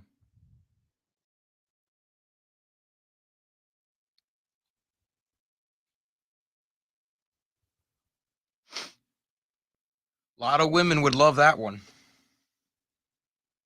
Well, that's what the Super Bowl halftime's for. Yeah. Normally it is. It It's is. for our wives. Yep. To That's- put up with having to watch the game. Yep, and deal with everything. And it's like, hey, leave me alone. That's the only thing my wife asked me about. From mid-second quarter on, when's it halftime? And, of course, you know me, being the loving, supportive husband, I said, when the quarter's over.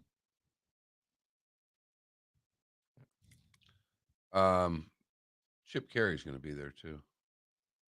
Oh, Saturday? So Andrew Jones. The coach, Snedeker, Carey, Jones. They won't be anywhere near where we are, but they will be there. So Snitker, Chip Carey, Andrew Jones. Andrew Jones. Okay. All the girlfriends. Theismann was part of ESPN's. It was Mike Patrick and Joe Theismann. And Paul McGuire. Remember? All the girlfriends at my Super Bowl party were very attentive. Yep. Yinzer remembered.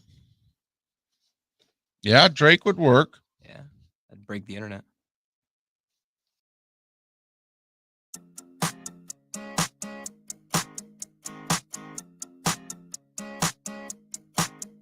You're listening to Miller and Moulton, exclusively on the Florida Sports Network. Hope to see some of you Saturday. Braves Spring Training Complex in Northport. Andrew Jones will be there. Chip Carey, Braves manager Brian Snitker. They will unveil the World Series Championship Trophy. The event goes 11-3. We'll be there 11-2. And it's our understanding, by the way, that there are concerts both Saturday night and Sunday late afternoon. Those you have to pay for. I believe this event's free. Best we can tell, it's free. We'll be there courtesy of Napa. We'll be giving away backpacks. We may also have some St. Pete Grand Prix race tickets to give away as well. So this Saturday, Braves Complex in Northport for those of you that can make it, whether it's driving down from Tampa, St. Pete, obviously those listening on 1070 The Zone, Port Charlotte and Venice. It's right in your backyard. And for those in the 239, plenty of Braves fans, not that far a drive. Weather's going to be beautiful, warm in the 80s. Hope to see you there. So there. Look at this website, promotions, on location stuff. Man, we're not ready for this. This is like work. I mean, you know, this has gone from a toy to like a real thing.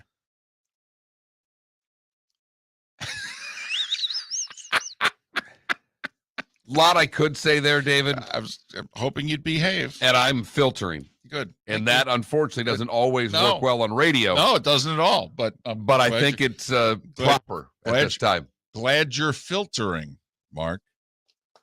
You know what I need? A Napa filter. Who doesn't, Mark? Who doesn't? Shelby Mast, top of the hour. We'll do a little bracketology because 4 weeks today is the first of the play-in games in the NCAA tournament. That's right. It's happening that quickly. I mean, the small conference tournaments are underway in 2 weeks. I mean, our neck of the woods here, the D1 schools in the A-Sun. The A-Sun tournament starts in 2 weeks today. I mean, so it's happening, folks. It's geek out time for Miller and Moulton. Damn right, because when small college conference tournaments come on, I don't need to know any of the players. Nope. But if Sienna's got Iona, winner goes to the dance, loser goes all in. All in. Yep. I watched the 7:00 game on the Deuce and 9:00 game on the Deuce. Absolutely. Give me the smallest gym with the wooden seats and apps. I'm in. These are the teams. Whatever the major conferences. Yeah, right. Unless someone in a major conference makes a run that's not getting in, then I'm interested. Northwestern all of a sudden goes on a run in the Big Ten. I'm interested. Right, like last year, Georgetown won 4 games when the Big East got in. Great, I'm in. And we had John Fanta last year who predicted it. As the tournament was starting, he said, "Gentlemen, I've looked at the draw, and I'm telling you, Georgetown's going to make a run." We got to start reaching back out to John Fanta because he is a terrific play-by-play guy now. He is in high demand. We had him a lot last year, and hopefully he'll remember. Hopefully he'll be good to us, right? Or else he's going to leave us in the dust. Wouldn't be the first time that we found someone on their way up and was left in the dust. And that's what happens. It's not a big deal, but hopefully the credibility of the Florida Sports Network and that we're on a few more areas now will help us out as well. We're a little bit bigger now. He's a lot bigger. We're a little bit bigger. Well, that's just in the waistline. Okay, he's growing in stature. We're just growing in other ways. You know, the Super Bowl will do that to you. You were so funny last week.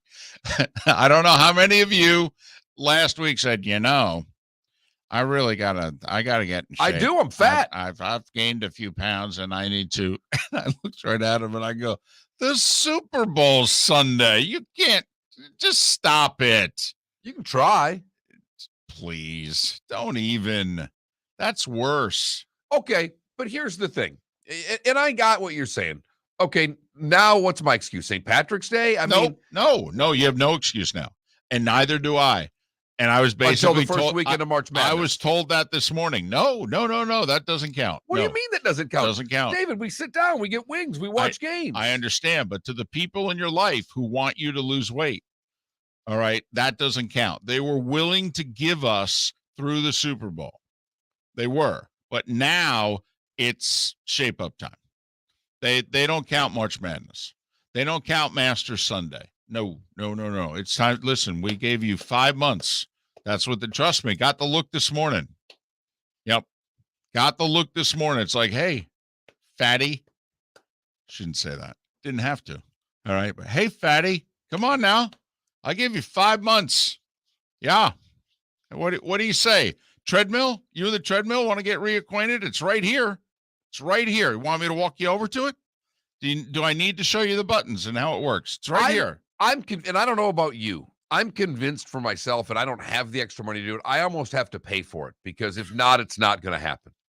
I need someone to be waiting for me when we walk out of here at 10:01 and literally drag me to the gym that's in that strip mall, probably with a leash around my neck to make me work out. You need to get yelled at? I think that's what it is. I don't need a safe room. I don't need Ben Simmons. I don't need any mental health to tell me how nice. I need someone to yell and scream at me that I'm fat. Yeah, that's what I need. Doesn't work for me. I've got enough self-loathing. I don't need any more. Nope. And just for the workout part, the rest of it, I probably need a little pick-me-up.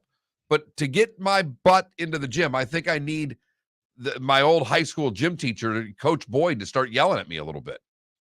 So I'm here to say, listen, I've been a big fan of most of you and your behavior over these last 5 months, not talking to beloved members of your family and pushing your friends aside for the football season. I've supported you through all of that. I'm here to say it is time for us to get our act together. I need to face facts. You're telling me all that. Like, if someone talked to me that way, I'd be like, yeah, I can watch season 4 of Breaking Bad right now. Do you want to sit down with me? Listen, because that sounds. You can do it on a treadmill is what I'm telling you. That's all. You can do it while working out.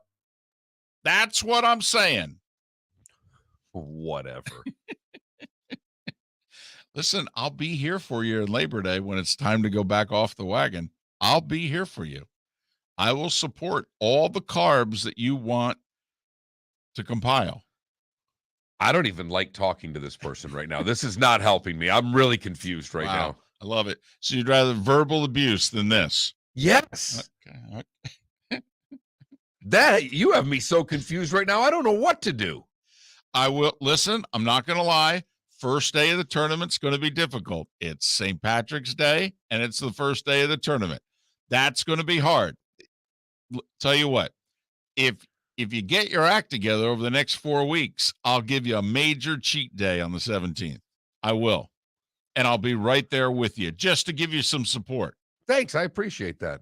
And I'm looking at this guy going, like, I'm not going to keep taking this is the teacher that just gave me all the answers to the test before the year started. It's like, so I can cheat. Perfect. That's all. I'm trying to help. I really am. I know that you are. It's not the type of help that works for me. I don't want to have to be, all right, like the high school coach that's berating you. I want to reason with you here. I just want to push you along. You've had a good 5-month run. You've had a great 5-month run. And I don't just mean you, Mark. I mean you stopped at the traffic light right now. I mean you on your way to work, on your way to school. Admit it. You've had a great 5 months. Can you please text the show right now, please? I beg of you. The keyword is FSN radio. The number is 21,000. Do you want that type of help for your fatness? I've supported you daily for 5 months. All right, through a couple of major holidays, to that whole January 1st slim fast. Hey, it's time to slim New Year's resolutions. I said, hell with that. We got college football playoffs. We got NFL regular season and playoffs. I supported you through all that. I took you right through Valentine's Day. I'm your friend. But, sometimes friends need to be honest with their friends. And I'm like, listen, all right, you're still a good person. But now it's time to just get it together a little bit. That's all. Trust me. I want to get in a fight with this person that's talking to me right now because it's not helping. This is because I try this at home. I try this every night with my daughter. I tried it last night when she left 47 things out. And I said, I need you to pick this up. I need you to pick this up. Before mom, I want mom to walk into a clean house tonight. And she ignored me. And I finally went, hey! And all of a sudden the ears perked up. And I went, do I have to do that in order to get you to do things? And she went, no. And I went, really? Are you sure? I don't want to do that. But David, for her, I'll be that guy. For me, I need a yeller and screamer. All right. So if there's a life coach out there that wants to just scream at someone, and it's so funny right now, the text coming in. A lot of people, so David is absolutely right in this workout thing. I need David's kind of help. That's all. Then someone who just said that type of help does not work. Fighting is a good workout. Amen, David. I like the good cop routine. Yep. Come on now. Listen, we're going to go off the wagon again together. It's a game. Come on now. It's a game. That's all. It's like politics. It's like a political shell game here. We'll let you guys for a while, then we'll bring you guys in, then we'll go back to the other guys. We keep playing the 50-50, 51-49, 52-48 game. It's the same thing with the whole eating and weight thing. That's all. It's just a game. All right?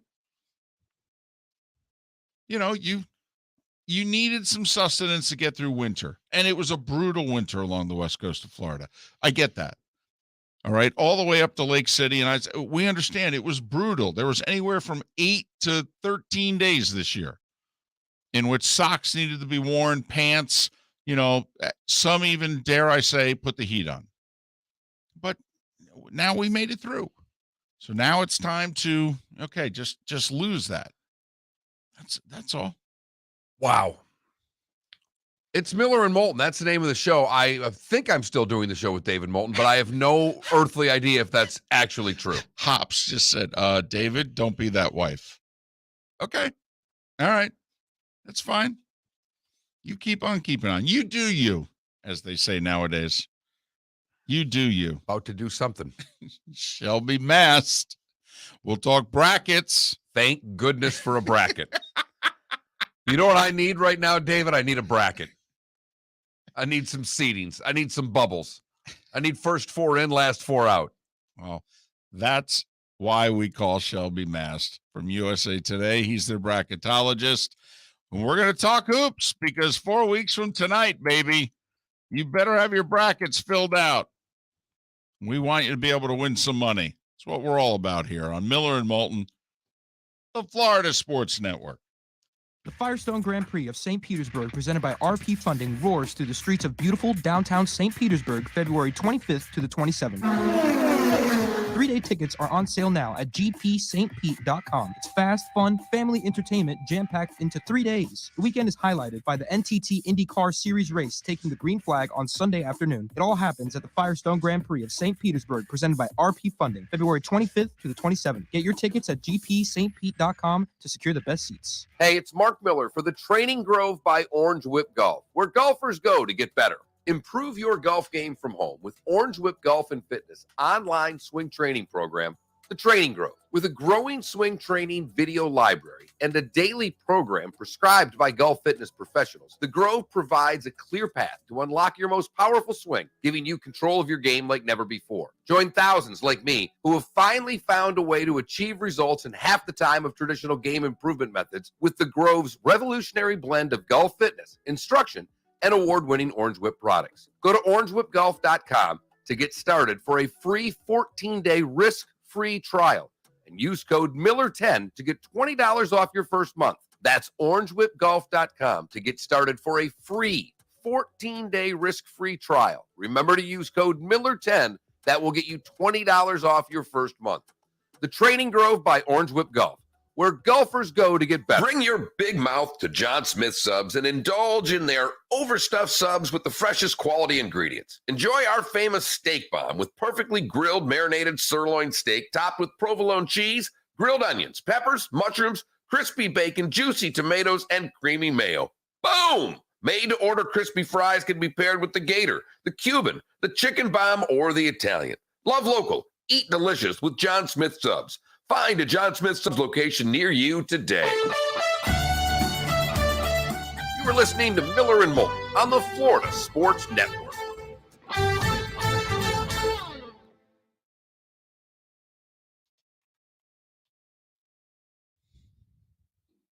David's way would work with me if he's dragging me to the gym. By the way, someone said, why is 104.3? I thought 104.3 was in Naples. I did too. Someone said, why is it in the Cape, not airing? I'm like, I don't know. But the guy's listening to us on the Cape on 1070.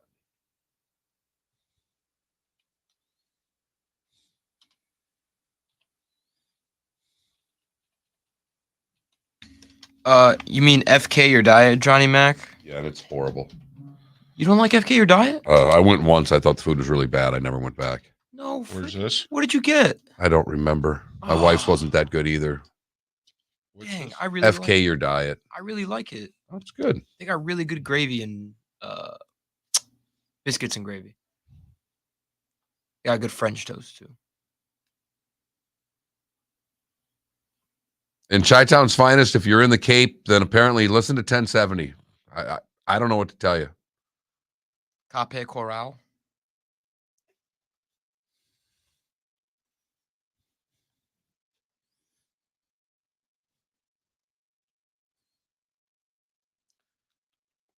Hey, we might want to get Darren Heitner on. All right. The NIL. He's just commenting about the whole, the Florida State people are bitching about the NIL. And he's like, I don't think it's as restrictive as you do. He's obviously way in tune with the NIL. Right.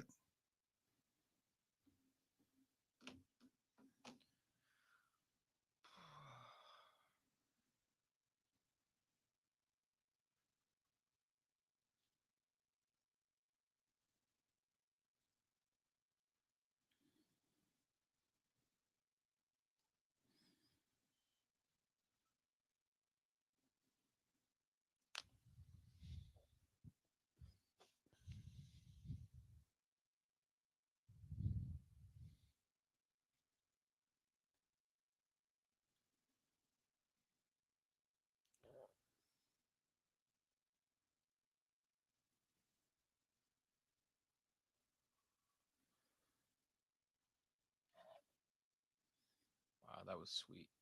Ooh.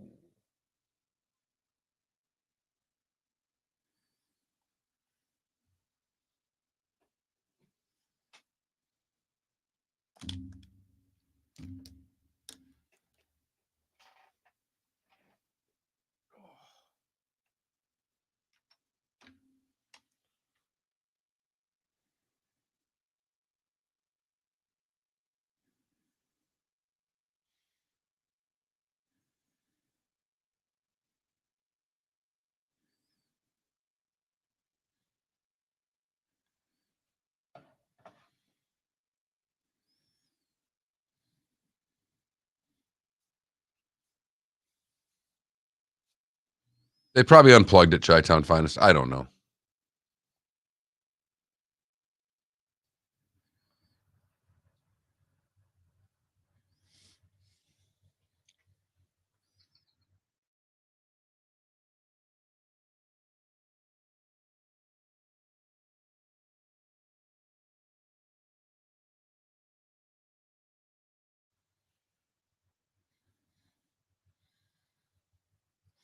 Where do you want to go with Shelby? How many teams can win the tournament? What things are we looking at down the rest of the stretch? Some of the mid-majors. I can go in any direction with this. Shelby's on hold. Great. Now, there's so much I don't know right now, so I could ask questions for an hour of Shelby.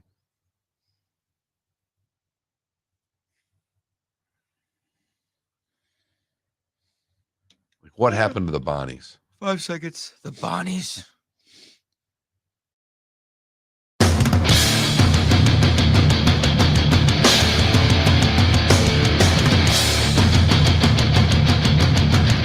You are listening to Miller and Moulton, exclusively on the Florida Sports Network.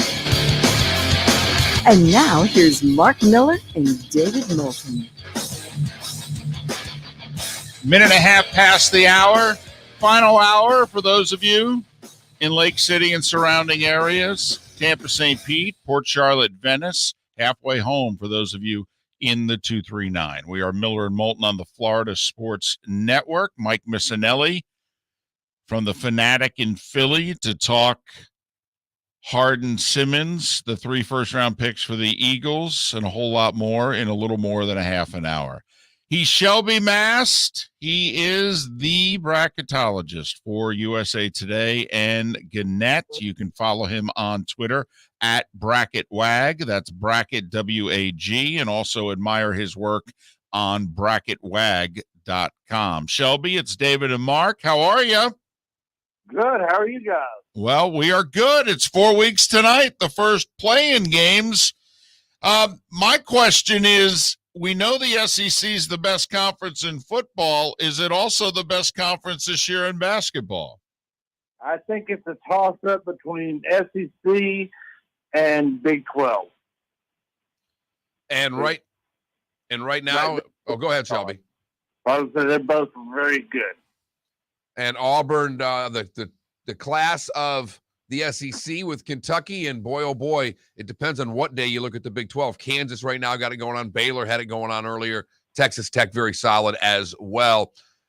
Shelby, there's no one dominant team this year. We've had about 6, 7 different number ones. And how many teams in your estimation have a shot at winning this whole thing? We watched a UCLA team get into a play-in game and go all the way to the final game. It certainly looks as if this year it is just as wide open. Yeah, I think it is.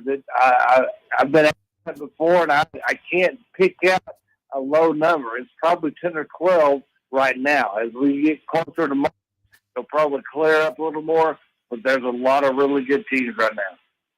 All right. The bubble today, if I saw your last bracket correctly, and I'm having trouble with stuff refreshing and what have you, you've got 4 non-majors as your last 4 in, right? Well, you want to count Creighton as a Big East as a major, but not really. That they're just kind of. And the 4 are, Shelby? San Francisco, Belmont, Creighton, SMU.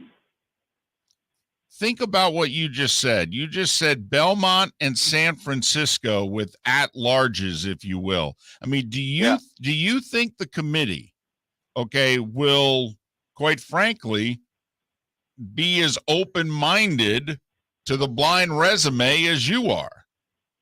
I hope they will. They're supposed to be, but I can't say for certain. Virginia. Those teams earned it. And I'm looking at your first 4 out. You got Westford, first 4. I mean, even in the first 4 out, you've got all big boys there, but San Diego State's on the next line. Virginia and Virginia Tech, both out. They played last night. I'm guessing Virginia Tech helped their case a little bit. Is this going to be a year, unfortunately, when I'm looking at so many of these teams that are in big boy conferences in that first 4 out, next 4 out, could this be a year where the major conference tournaments are actually a hindrance to some teams and not a help, Shelby? It could be. That's a good point. These mid-majors and some of the low conferences, they've got teams that are right there.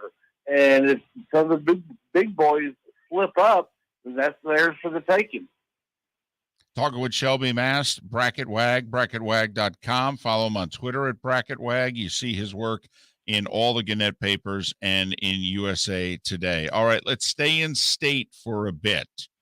Let's talk Canes. I'm assuming you have them in. How in are they? I have them on the 8 line. They're pretty safe. They probably still have a little bit of work to do, but I'm feeling better about them.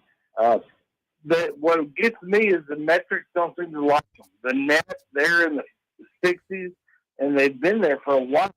But they're a good team. I mean, I look at the metrics for them, and the net has done that to a couple other teams this year, but they're not ranked as high as what we feel they should be and how they have played.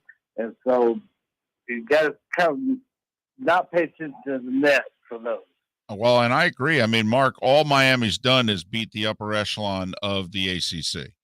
I mean, Right. and at, Duke and Wake Forest both on the road. And yet for Right. whatever reason, I have no idea how the metrics don't like them, because all they've done is beat a bunch of good teams. Better hope the committee does not pay attention to the metrics for them. Because if they do, Miami could be in trouble. Well, North Carolina is a team that you have as an at-large barely right now. I think they're one of the last, if not the last 4 in. They're the next 4 in. Right. They have been a team that's a bit of an enigma because they've been blown out a few times. They've beaten a couple of good teams. They still have a lot of work to do, don't they? Yeah, they do. And the problem for them is that the ACC is very weak this year.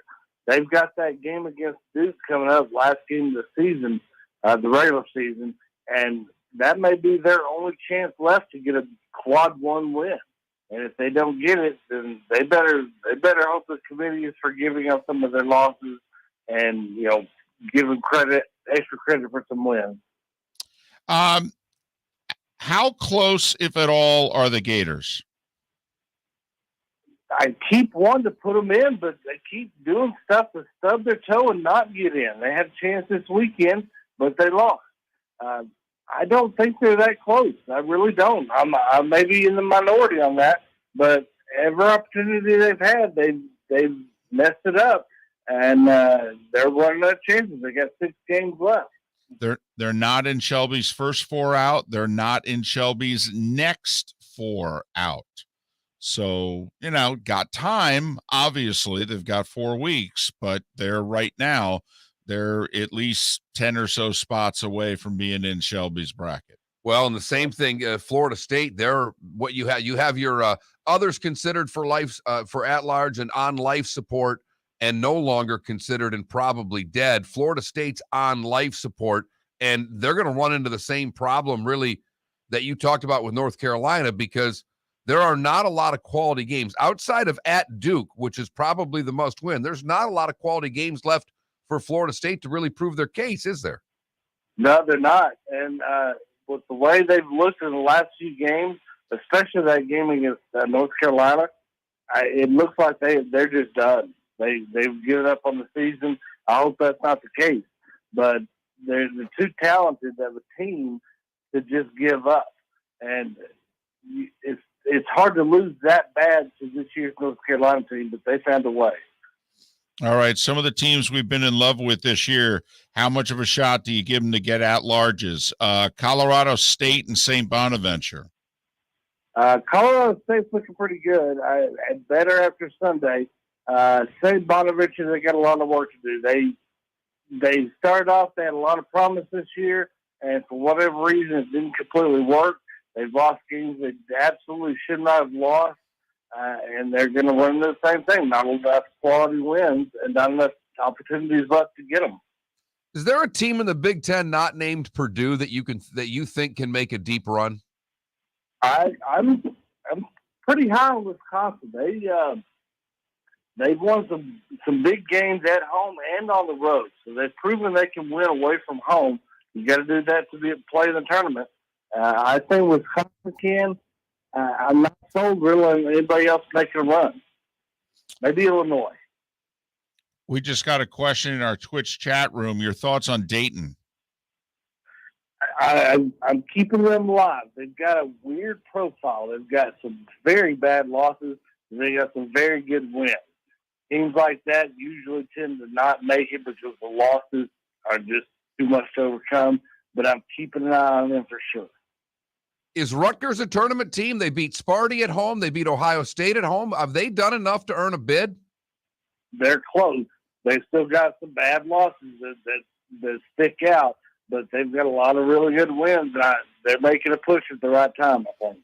Well, and they actually won a key road game the other day. That's what they have to do, Mark. They're great at the rack. Hell, they'd go to the Final Four if they played it at the rack, but they got to win a road game or two more. Which they beat Wisconsin over the weekend. Yeah, and that helped a lot. Virginia Tech played yesterday. I believe the Hokies won. Does that move either one? It moved Virginia Tech closer and Virginia a little bit further away, but they're both out right now, and my next 4 out, so it's not looking good for either one of them. Virginia Tech is back from the dead. They were 10-10, I think, and they've won 6 in a row to stay alive. But I don't have much hope for either one. Well, I mean, Shelby, what would a college basketball season without Virginia Tech on the bubble? I mean, that's something we just kind of count on, right? Every year. Your thoughts on the Pac-12? How many could they get? I always think the conference is better than the tournament selection committee rewards them in mid-March. But, I mean, I think half the conference can go. Oh, Big 12? Yeah. No, Pac-12. Oh, Pac-12.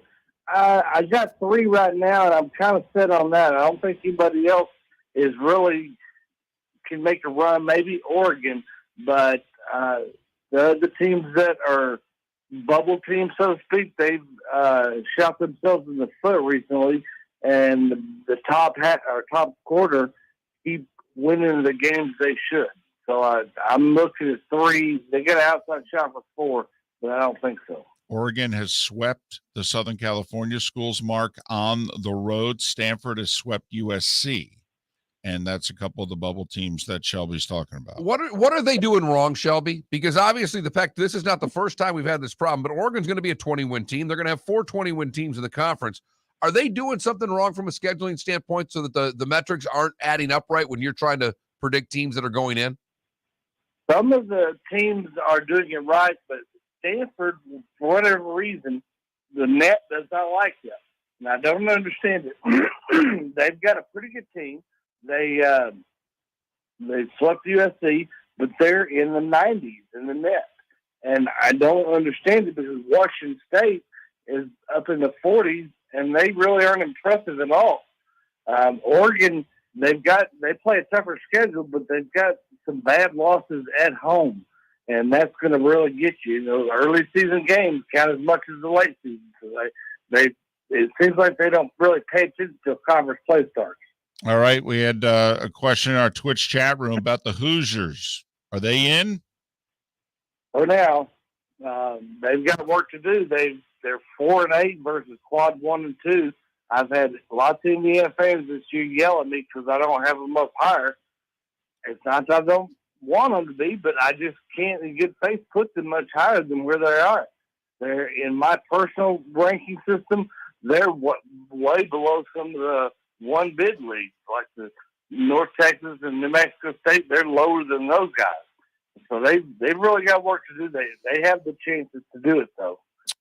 Shelby, for the record, does not have Indiana on his bubble, so to speak. They're not last 4 in the 11 line, but they are a 10 seed right now. So they're within shouting distance of the bubble. Final question. If Loyola Chicago were to not win the Missouri Valley, say they lose to Drake or someone in the conference championship game, you putting Sister Jean in? 2 weeks ago, I say yes, no doubt. They have played some close games, lost some games they probably shouldn't have. So I feel with them, they have to get to the conference finals without losing any more games. He's Shelby Mast. He's our bracketologist. We don't pay him, though. USA Today and Gannett does. Bracket. No. What were you promised? Well, I got up early for this. So.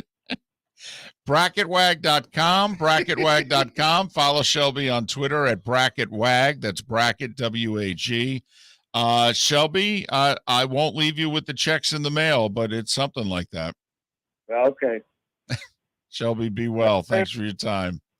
Thank you. Shelby Mast, who usually is up to all hours. He got his bracket up by midnight last night, though. So he got one of his better night's sleep that he's going to have over the next 4 weeks. Shelby Mast doing a little bracketology. 4 weeks today, the play-in games begin for the NCAA tournament. How about that? Someone asked late about the University of Michigan. They are right now in Shelby's world they're the first 8 out. They are not the first 4. They are in the class of the next 4 out. But they're playing pretty good basketball. They keep winning. They're going to be a tournament team. It's pretty simple. Miller and Moulton. Mike Missanelli from the Fanatic in Philly to join us in 20 minutes time here on the Florida Sports Network. Hey, it's Mark Miller for the Training Grove by Orange Whip Golf, where golfers go to get better. Improve your golf game from home with Orange Whip Golf and Fitness online swing training program, The Training Grove. With a growing swing training video library and a daily program prescribed by golf fitness professionals, The Grove provides a clear path to unlock your most powerful swing, giving you control of your game like never before. Join thousands like me who have finally found a way to achieve results in half the time of traditional game improvement methods with The Grove's revolutionary blend of golf fitness, instruction, and award-winning Orange Whip products. Go to orangewhipgolf.com to get started for a free 14-day risk-free trial and use code Miller10 to get $20 off your first month. That's orangewhipgolf.com to get started for a free 14-day risk-free trial. Remember to use code Miller10. That will get you $20 off your first month. The Training Grove by Orange Whip Golf, where golfers go to get better. You are listening to Miller and Moulton on the Florida Sports Network.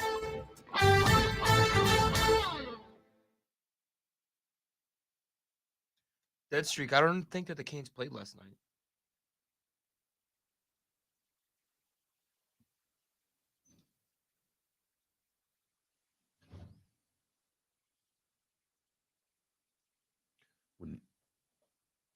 When he walks in today to get in front of the camera, flip your camera thing down. I'm just going to stand here like this the whole time.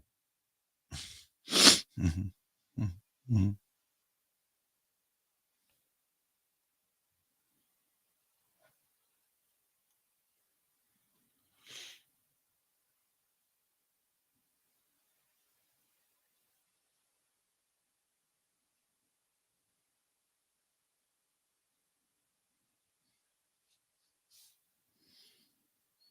Would you sleep in, Spitz? What the hell?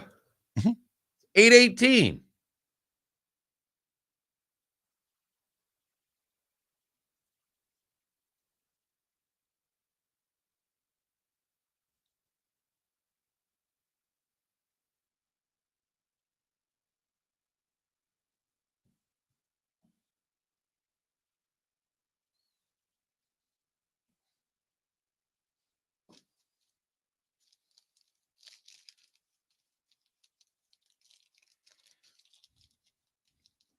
Where's Spitz heading? I don't know.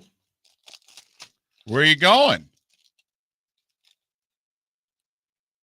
The Canes didn't play last Yeah, they didn't play. Oh, you're just down on Little. That's okay.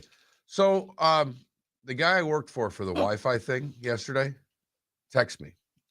You know, I did the he text me. He's got a new sales rep. He goes, listens to your show every day. He's in Detroit. Like, that's crazy. He goes, that's what I said. And I'm like, did he live down here? He goes, no. He's got a buddy that lives in Cape Coral and said, you should listen to these guys. They're pretty good. Listens to our show every single day. Huh. I don't know what his name is. Thanks, buddy. Thanks, dude that knows the guy in Cape Coral. Yeah. You know who you are. I don't think he's on Twitch, though. I think he just streams it. But I don't know.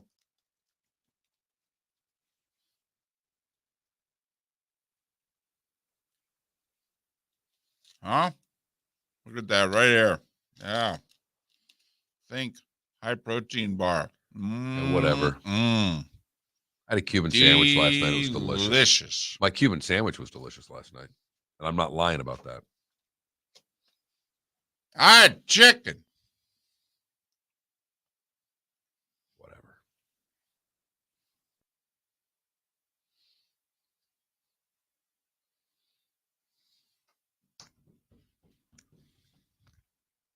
Right. We're Yep. big on portions of I-75, Hops. Right. And by portions, we mean like a really small stretch of the highway, like in between two lights. You know, Spitz, I got to tell you, I think I will say, now I know they probably serve Cuban sandwiches everywhere, but they're probably bad most everywhere. It is the one Florida food that you can get a taco anywhere. You can get good seafood anywhere.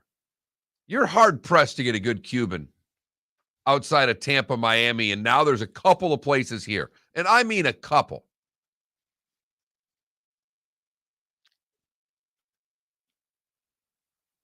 Trying to get the invite to Felipe's for really Palm Sunday would be the nice.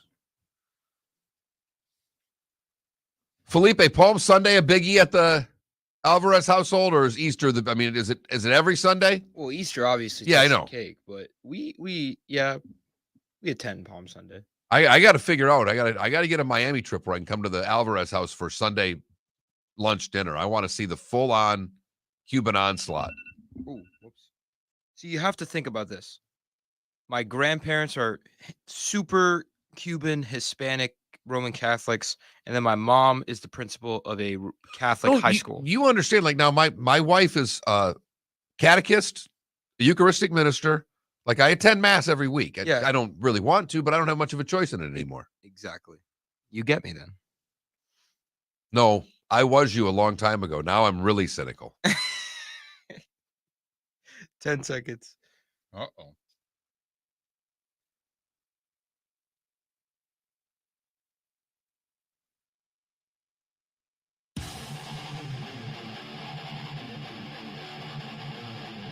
You're listening to Miller and Moulton, exclusively on the Florida Sports Network. Miller and Moulton brought to you by Napa, Napa Filters, Napa Auto Parts. Insist on Napa Filters for your vehicles, or if you're a do-it-yourselfer, only buy Napa Filters. Napa has a filter for almost anything on earth that moves. Whether it's motorcycles, ATVs, snowmobiles, foreign and domestic cars, vans, SUVs, trucks, to earth-moving equipment, Napa Filters, Napa Auto Parts. Shop online, pick it up at the store, or just go to the store. Shop there, pick it up there. Napa Filters, Napa Auto Parts, proud sponsors of Miller and Moulton. And in fact, we're getting out and about twice in the next week, and Napa's sponsoring it, and they're giving away backpacks.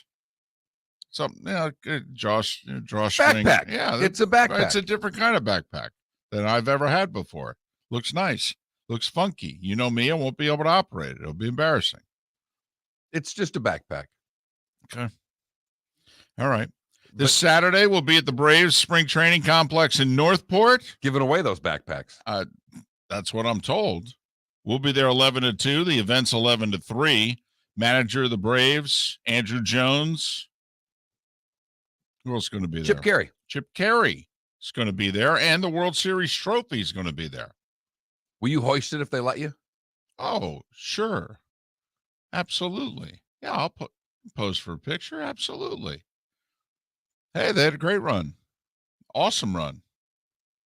Do we dare go Twitch live on Saturday for one of these? Wow, that's very dangerous. It's very dangerous. First, it means one of us has to bring the equipment. Oh, no, we can do it on a phone.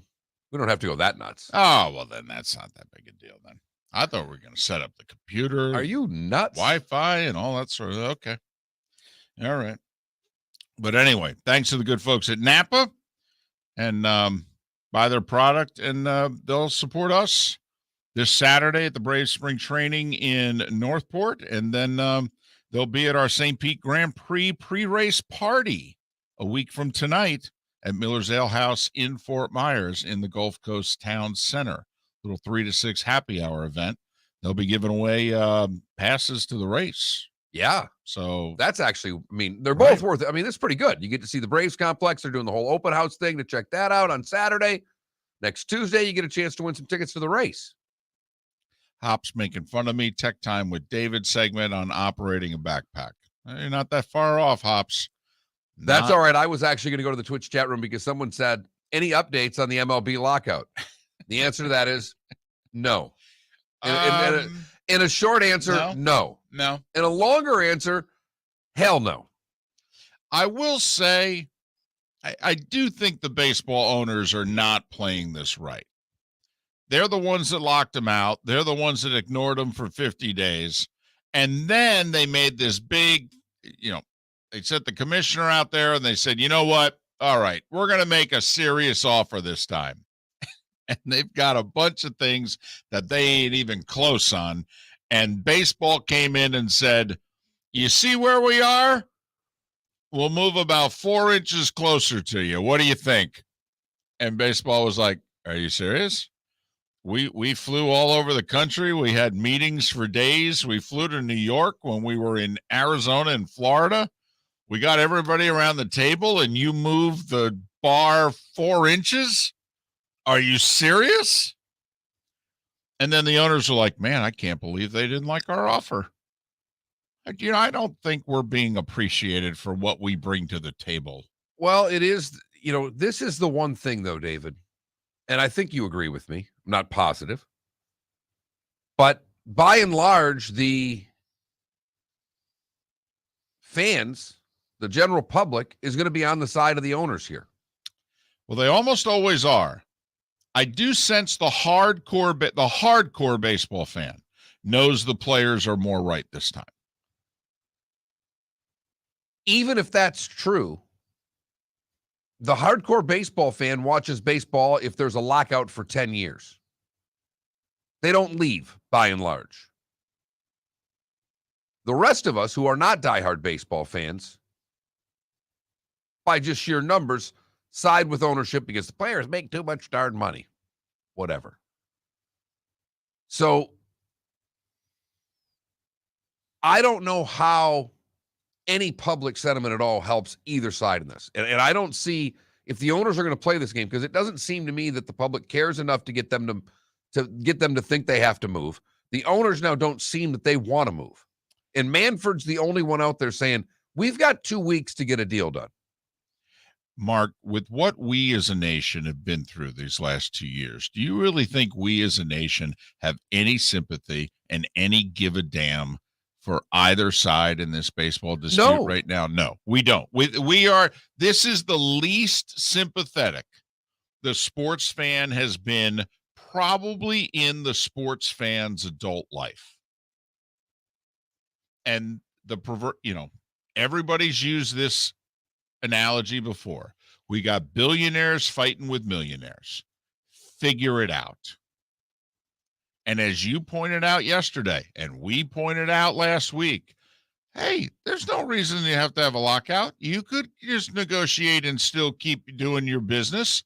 I mean, we all know a deadline does help spur things, but listen, if you guys are this stupid to not be there on opening day, I mean, think about the opportunity for baseball beginning today. Think about it. We've 6 months riding the football train, hot and heavy. And here it is. I mean, baseball should have had ads in the Super Bowl. Honestly, they should have had ads and said, it's been a great season. We're going to have a hard time even, measuring up to this, but we're going to give it a shot. And then put all their superstars who have complained that they haven't been promoted and put it in an ad and say, listen, as soon as the Super Bowl's over, pitchers and catchers start tomorrow. We'll be on 6 weeks. Honestly, it's what they should have done. Actually, it's such a brilliant idea. I mean, I wouldn't even have had any sound. I might have just had Ohtani throwing pitches at somebody, and at the end of it saying, pitchers and catchers report in 14 days. Major League Baseball. Can't wait to see it. Yeah. And that's why, to me, if the owners aren't going to end the lockout, which they're not going to, if they wanted to fix this, if they really wanted to fix this, and to your point, David, they have no public sentiment on really either side. Both of them think that they're just whiny rich millionaires and whiny owner billionaires. But if they ended the lockout and said, we're going to go negotiate in good faith until the end of March, we're going to have spring training. We want everybody here. Right. And that's the other thing. You come out and you say, by the way, we don't want to cost anybody their job. It's been hard enough these past couple of years. All the Arizona and Florida economies, all of you that plan your spring vacations to get out of winter and go to Arizona and Florida, we don't want to disrupt any of that.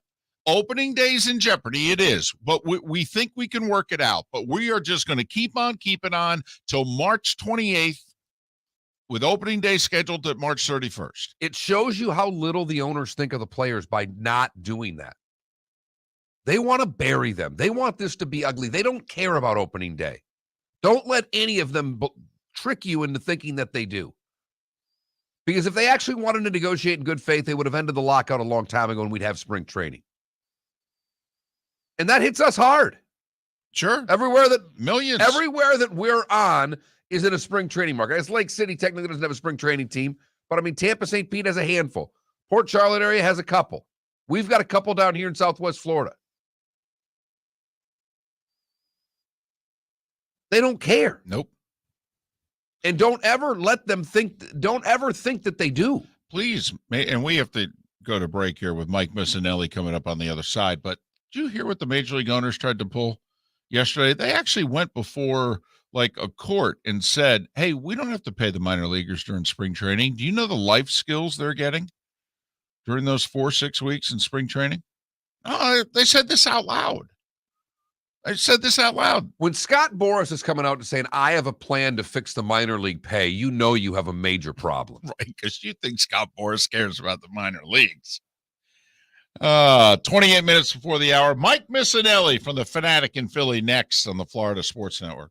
Hey, it's Mark Miller for the Training Grove by Orange Whip Golf, where golfers go to get better. Improve your golf game from home with Orange Whip Golf and Fitness online swing training program, The Training Grove. With a growing swing training video library and a daily program prescribed by golf fitness professionals, The Grove provides a clear path to unlock your most powerful swing, giving you control of your game like never before. Join thousands like me who have finally found a way to achieve results in half the time of traditional game improvement methods with The Grove's revolutionary blend of golf fitness, instruction, and award-winning Orange Whip products. Go to orangewhipgolf.com to get started for a free 14-day risk-free trial and use code Miller10 to get $20 off your first month. That's orangewhipgolf.com to get started for a free 14-day risk-free trial. Remember to use code Miller10. That will get you $20 off your first month.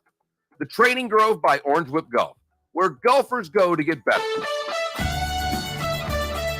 You are listening to Miller and Moulton on the Florida Sports Network.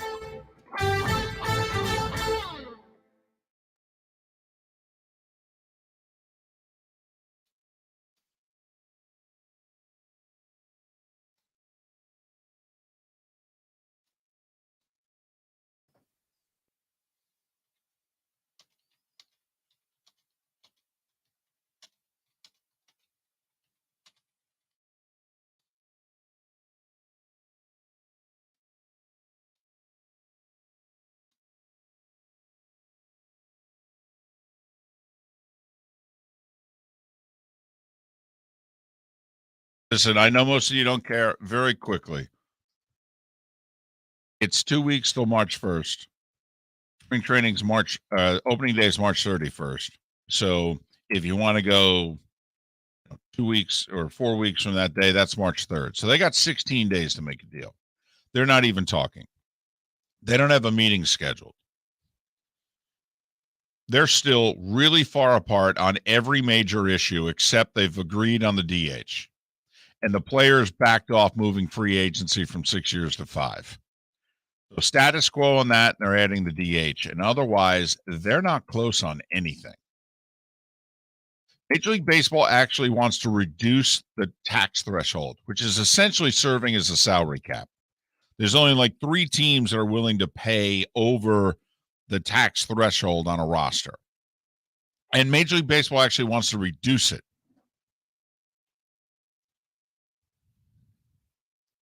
Major League Baseball is only slightly raising the minimum wage. If the owners don't make a major concession, we're not going to have baseball till May, in my opinion.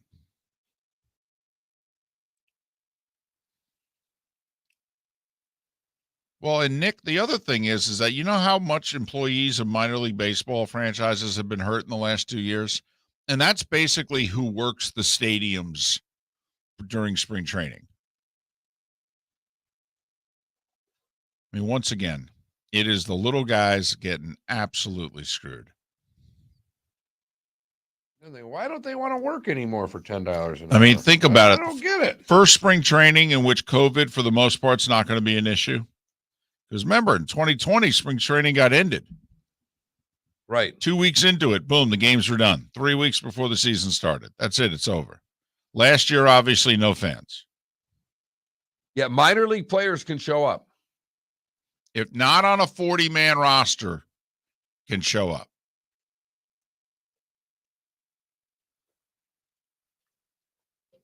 So the elite prospects. Yes, if it's done in 2 weeks, they can get they have to be done by the end of February to get no opening day on time.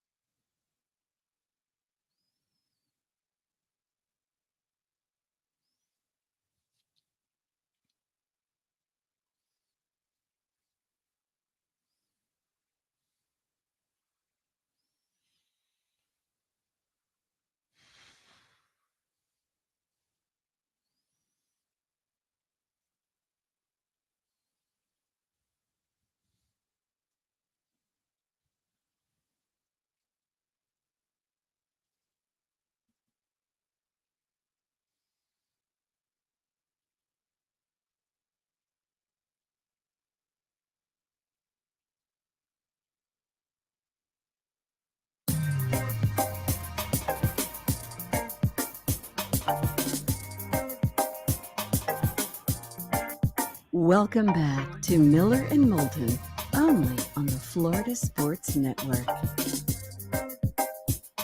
22 minutes before the top of the hour. Thanks so much for being with us. Miller and Moulton, the Florida Sports Network. Mike Missanelli is host of the, wait for it, Mike Missanelli Show. 97.5, the Fanatic in Philly. He's crushing it. Follow him on Twitter at MikeMiss25. Mike Miss 25. Mike, it's David and Mark once again. Thank you for being generous with your time. How are you? Good, guys. How you doing down there? Well, we are good. We thought of you. Okay, your long national nightmare of Ben Simmons being in town is over. How do you feel? Well, I think a new energy has come through here after this whole thing. The Sixers were not considered a viable team to win anything, and in one day they became viable. So all that's good. Now, there are some people that don't like the deal, but I think it's a small minority. What now, though? I mean, because you've gone through all of this. Now Harden's there. If there's no deep run, how annoyed is the Sixer fan going to get? Well, I don't think there was going to be a deep run in their previous state. So I think people will be disappointed because this has really rekindled their interest in them winning something. But like a deep run, I can't see this team not getting to the Eastern Conference Finals. Now, once they get to the Bucks there, which I think they will be the match. You know, I don't know. The Bucks are a pedigree team, so maybe the Sixers don't have enough time to blend this thing to the point where they can beat Milwaukee 4 times in the series. But you know, the only thing you can do as a team is make your team as viable as you can, and this trade certainly makes them viable. You know, a lot of people think they gave up too much, and I have to laugh at that because they gave up a non-entity. They gave up a piece of new furniture that nobody could sit in, and 2 role players, and 2 draft picks. And people hear number 1 draft picks and they freak out, but the number 1 draft pick next year is certainly going to be in the late 20s because of how they're going to finish. And in 2027, I mean, who knows? It might not be a league in 2027. So that draft pick doesn't really matter to me at this point. Mike Missanelli, host of the Mike Missanelli Show on 97.5 The Fanatic in Philly. All right, when you look at it, do you see this team as going, you know what?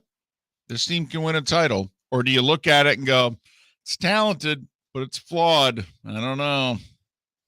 Well, listen, I think they can win a title. A lot of things would have to go right for them to win a title. But you're talking about a window here with Embiid. Now, you know, you look at it and go, 4 top quality years for Embiid is pretty logical. Harden will certainly be there during that whole time. So if they don't win it this year, they are going to be in the ballpark to win it the following year with a couple more pieces. They're trying to get a couple guys in the buyout market. They need a backup center. They could use another shooter, maybe a wing player. So they're not like 100% complete, but you know, this dynamic of this inside-outside they have right now, they didn't have before. And so I think what this is going to do, it's also going to make Tobias Harris a better player because he's going to be able to sneak through the back door here and get a lot of shots based on the dynamic of Embiid and Harden. I know the trade deadline's come and gone, but Mike, is there any chance with the buyouts and there's any roster money there to add a piece when some of these roster buyouts happen? Yeah, they kept a roster space open, so they'll be able to sign a buyout player because that basically costs them nothing. It's just a matter of who that could be. Morey's pretty savvy when it comes to stuff like that. He always, you know, in talking to him before this trade, he knew he was going to add a couple of other pieces to this thing. So I think there's something coming down the road. But, you know, this thing has blown people away in the city that they were able to make this deal for Harden because they were willing to make this deal early in the season, which is the thing that initially got Ben Simmons cranked up about. But at that time, they were going to have to include Tyrese Maxey and maybe another young player. They were able to preserve both those guys, trade a guy in Drummond who's on a 1-year deal and probably would not have been back with them next year, and Seth Curry on 1 more year of a deal. And I know he had a big night last night, but you know Seth had really been leaking a little bit, showing a little bit of wear and tear. So I don't really think they gave up much, other than the possibility that Ben Simmons becomes a star player for the rest of his career in their division at a neighboring team.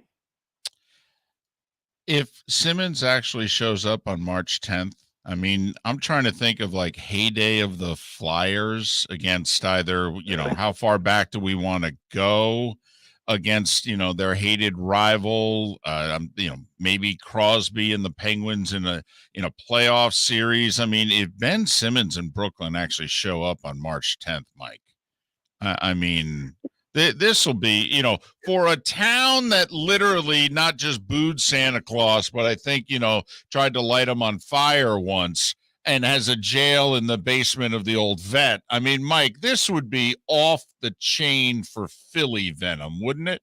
Well, the ticket sales are already reflecting that. They're going for the lower bowl over $1,000 already, upper 500. And but here's the thing. I don't think there's any way he plays in that game. And, you know, I predicted last week, you know, they did this thing in the second half at the Wells Fargo Center where Wendy's gives a free Frosty if an opponent misses 2 straight free throws. Right. And I'm predicting it would set a new decibel level at the Wells Fargo Center if Ben did play and missed free throw 1. The sound in that building for his second free throw would set a decibel record. But see, I think the Nets don't want to subject him to this. You know, I think the playoffs maybe is the first time he faces a Philadelphia crowd. they will. They'll probably get around it by saying it's a maintenance day. He hasn't played in a while, and I don't think Ben would step up to the plate and actually take that challenge because he has shirked from every challenge since that happened when they lost to Atlanta. Mike, I always go on someone's Twitter feed before we have them on, and I'm a little scared to go down this road. But when you started listing your top 50 Phillies by, of all time on a list, I'm scared because my co-host could just leave me, go to Twitter, and either compliment or argue with you about every single player on there. But we just spent the last segment talking about this lockout. Baseball ain't starting on time. It's not going to start anywhere close. They're not going to be in Clearwater in 2 weeks like they should be, and opening days in jeopardy. How much is that going to affect the Phillies in Philadelphia? Long term, if you know what I mean. The Phillies are such an unknown right now, guys.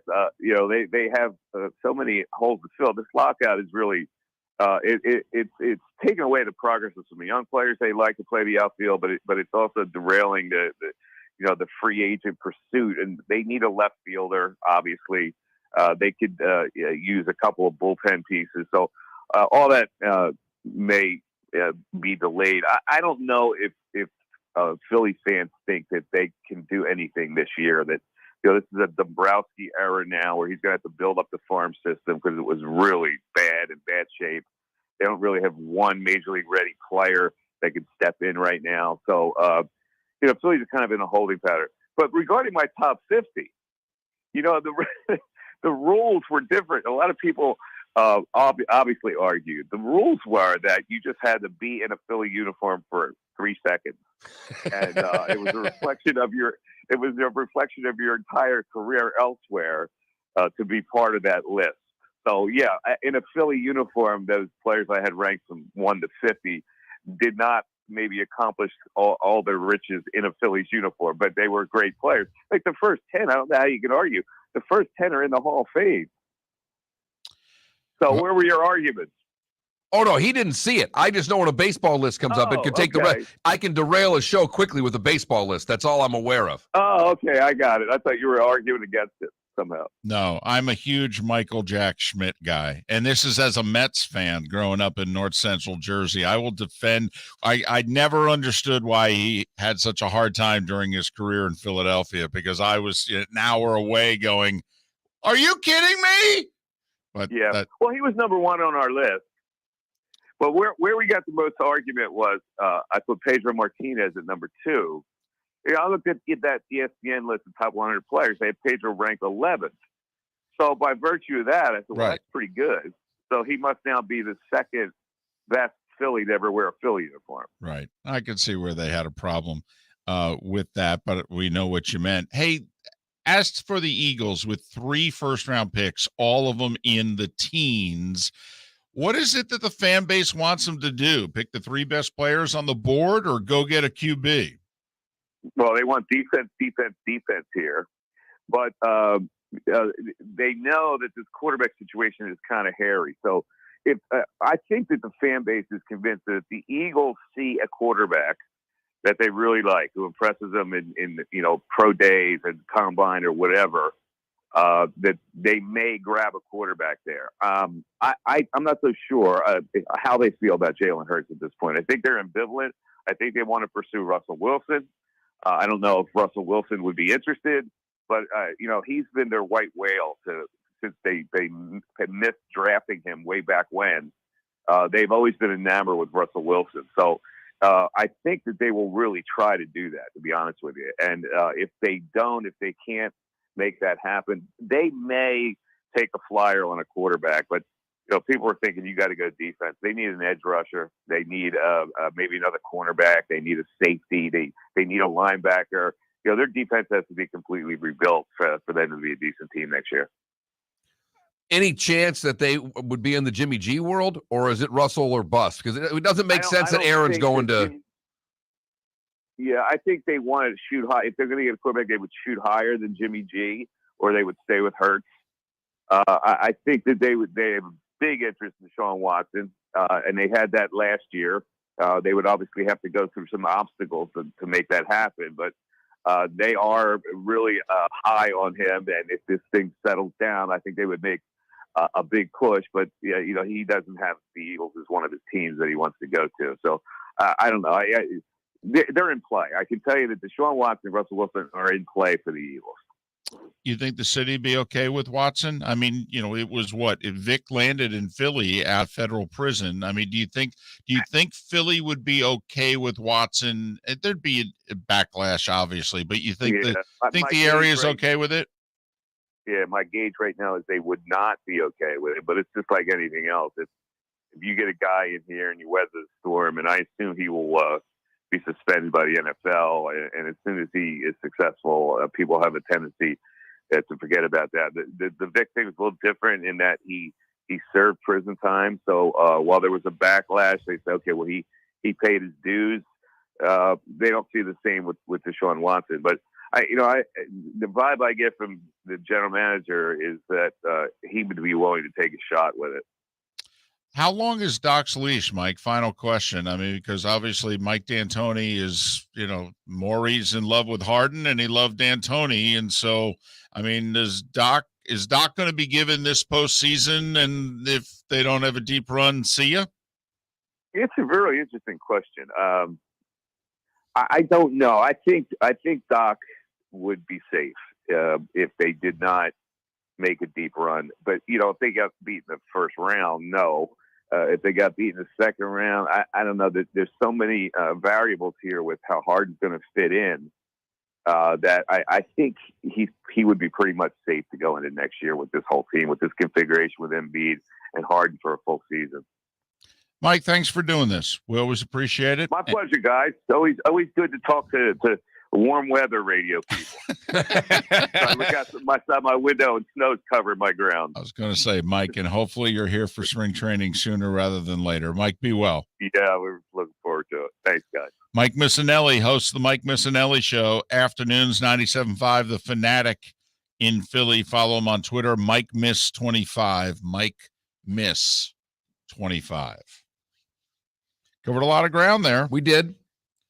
That's what we do. Get the major players in the major cities and say, okay, 12, 15 minutes. Let's cover all the bases. Get you up to date. A lot of picks. They have the resources. If Russ was available, I mean, Aaron doesn't, Green Bay doesn't seem like they would trade inside the conference. That's not what they did with Favre. Don't imagine they're going to want to do it again. That would be the best deal, though. It would be. I mean, 3 first-round picks in this year's draft, all in the teens. I mean, I think. Would that be enough, by the way, if you were Green Bay? If they give me all 3. If they gave them all 3 this year, yes, it would be done. I really think it would be done. Because I'd do that deal if I'm Philadelphia in a nanosecond. Put it this way. You're Green Bay. I'll turn it on you. I give you 3 picks in the teens now, or I'm going to give you 3 first-rounders over the next 3 years. I'd want them all right now. Also, I could argue these picks will be better than the ones I'm going to get in the next 2 years because I just sent you Aaron Rodgers. Absolutely. And if Green Bay doesn't want to use all 3, then it gives them the ability to trade those picks for things down the road. I think Seattle has to think about this long and hard.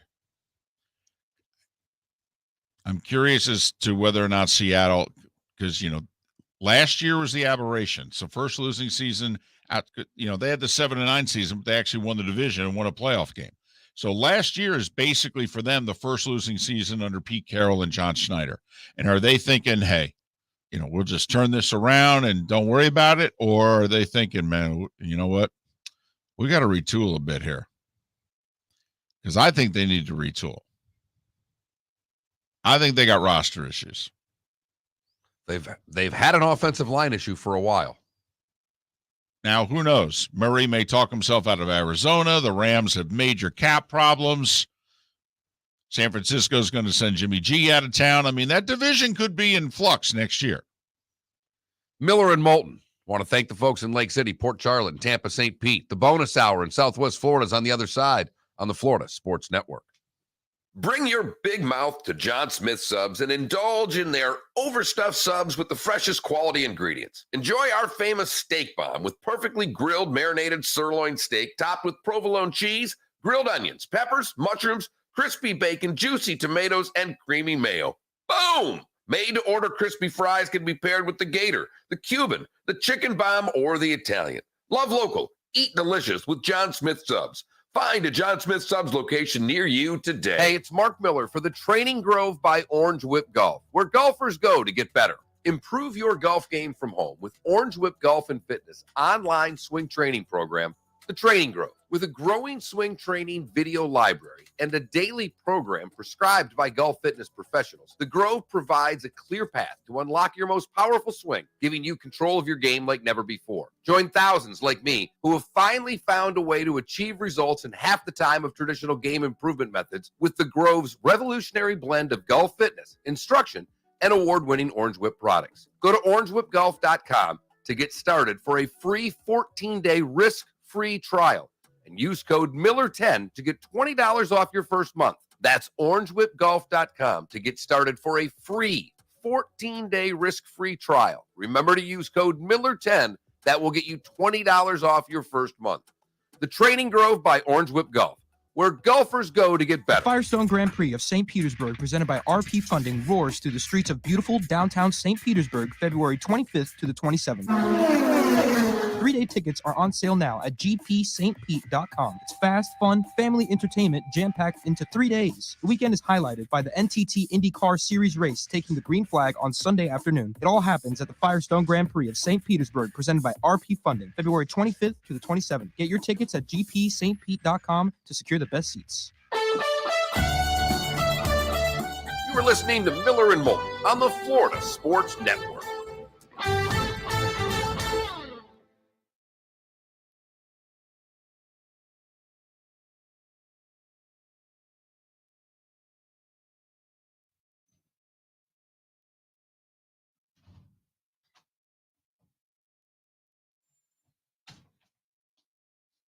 So when you get older, like I'm talking 60s, 70s, does every day feel like what your legs feel like after leg day?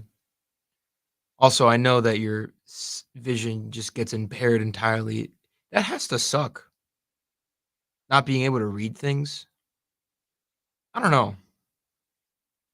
Taking advantage of the time that I have while I'm young. Wait, can I see the Twitch chat through here? Oh, yeah, I can. What's up? Hey, the Heat are still the best team in the East. Glad I could say that. But that probably won't be for long. Because I still think the Bucks and the Suns are going to the finals. That's my unbiased opinion. My biased opinion, I'd like to see Heat Suns. A finals matchup with fire teams.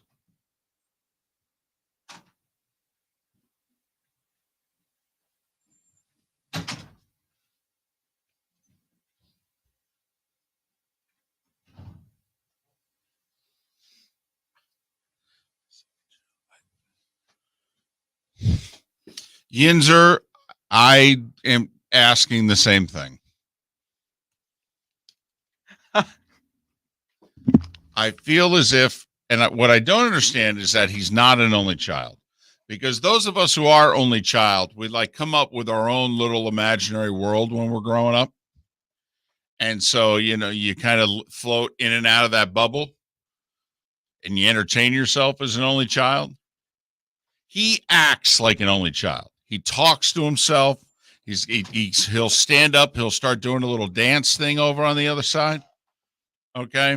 Yeah, he's a peculiar cat. And he acts like an only child. And Did you come over here? Did you come over here when we were gone? Yeah, I had to say hi to the Twitch family. Right. You understand if you were doing that today when I was in here, I told David to flip his camera thing down. I was going to cover mine and not let you do it. Right. Because it would have killed exactly. you. It would have absolutely killed you. Just would have done this. Yep. Yep. There you go. Yep. That's what you would have been doing. And we're curious whether or not you would have noticed. And you would have done your whole little talking and the thing and what have you, and just nothing. Yeah.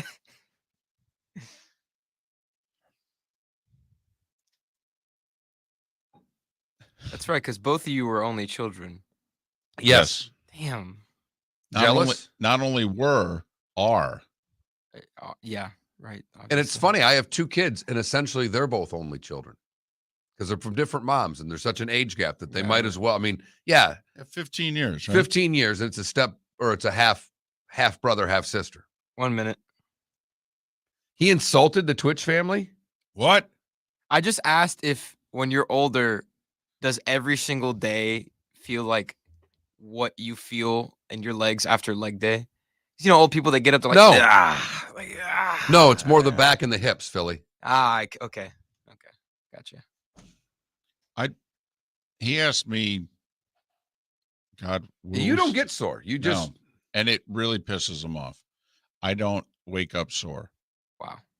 Because I have for the first time a little wrist thing that's developed, and literally that's it. both wrists, both knees. I got nothing. Because you guys have to understand, I spend most of this time here curious because you guys talk about married life. I don't know what that's like, having kids. Don't do it. All right. 5 seconds. Coming back.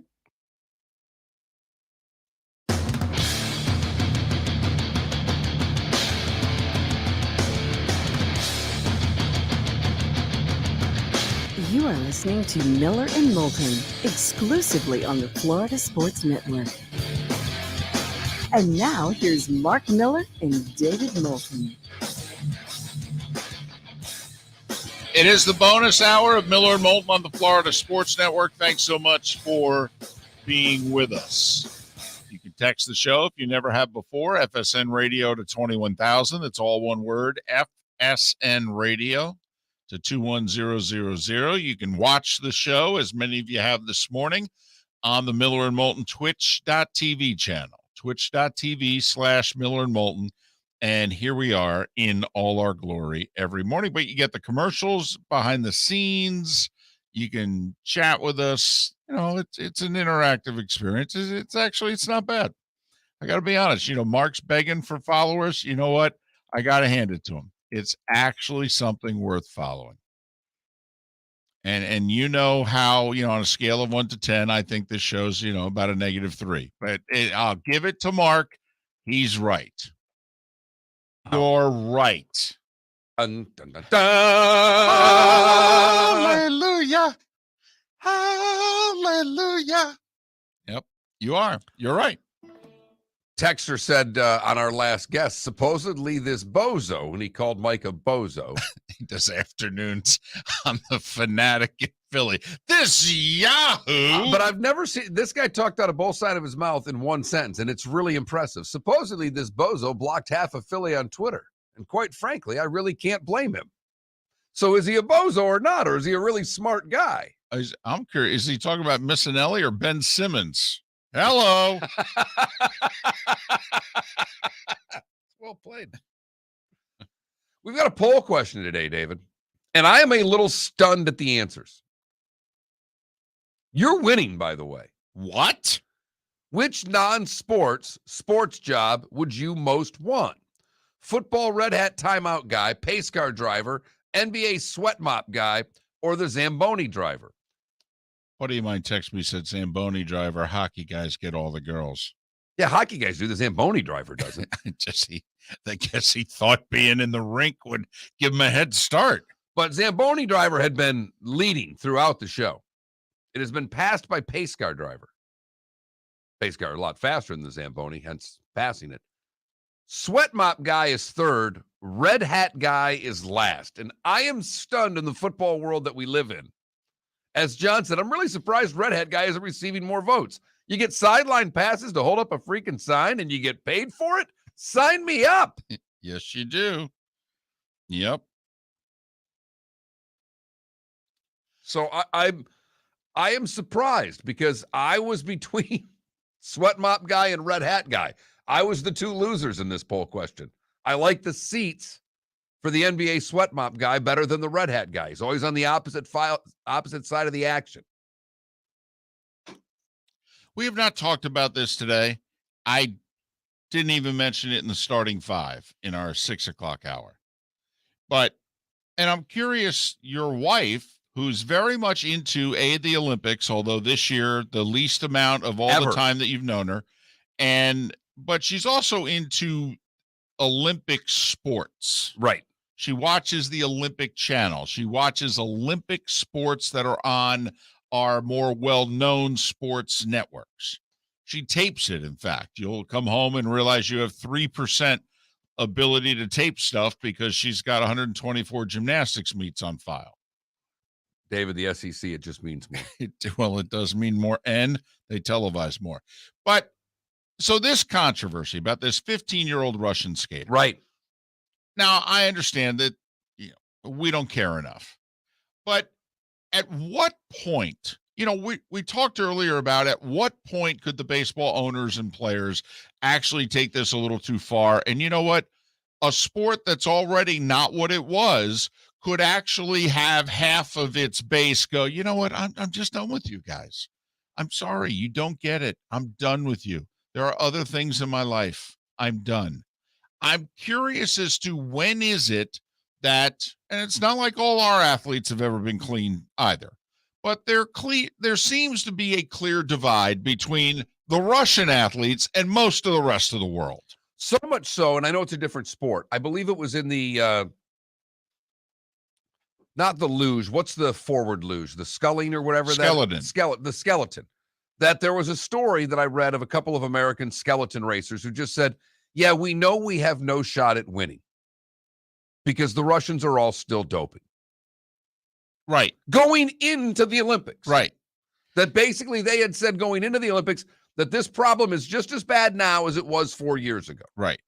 So here's what's interesting, because if you've been following the 15-year-old Russian skater and she tested positive, what's fascinating is the positive test did not come about in the Olympics. It came about in the Russian championships on Christmas Day, actually, was when she took the test. Everybody likes to do a little something extra on Christmas. They're with the family. And for whatever reason, the result did not, come in for 6-7 weeks. And it came in a week or so ago after she had performed brilliantly in the team skating competition, helping to lead Russia, or the ROC as they're now called, to the gold. And the U.S. had to settle for silver. Well, I mean, Mark, it wasn't just that, the Beijing folks here are the ones that decided this. I mean, this went to the Court of Arbitration for Sport. And they're the ones that cleared her and said, if we suspended her, it would cause her irreparable harm. At which point, remember the U.S. sprinter 18 months ago? Right. Mom died. Okay. She admittedly smoked a joint. She said, I was a mess. I needed to calm down. I smoked a joint. She failed the drug test. Right. We all know that marijuana is not a performance-enhancing drug. Correct. While what the 15-year-old failed for is, despite arguments to the contrary. And we all know that, first off, the U.S. Olympic Committee did not back our sprinter. No, they did. She had they're very separate, and I'm glad you brought up that one point, because the USOC did nothing to help this young lady. In fact, they did everything to harm her. Was it Sha'Carri Richardson? Yes. If it would have been behind her the same way the Russians were behind this young skater, I don't know if we'd be in the situation. I don't think you can compare the two. I think what she is doing to bring up the case is valid, and I think she should be on the top of the mountain screaming right now. But you have to admit they are very different cases, because the USOC buried her. Correct. Buried her. Correct.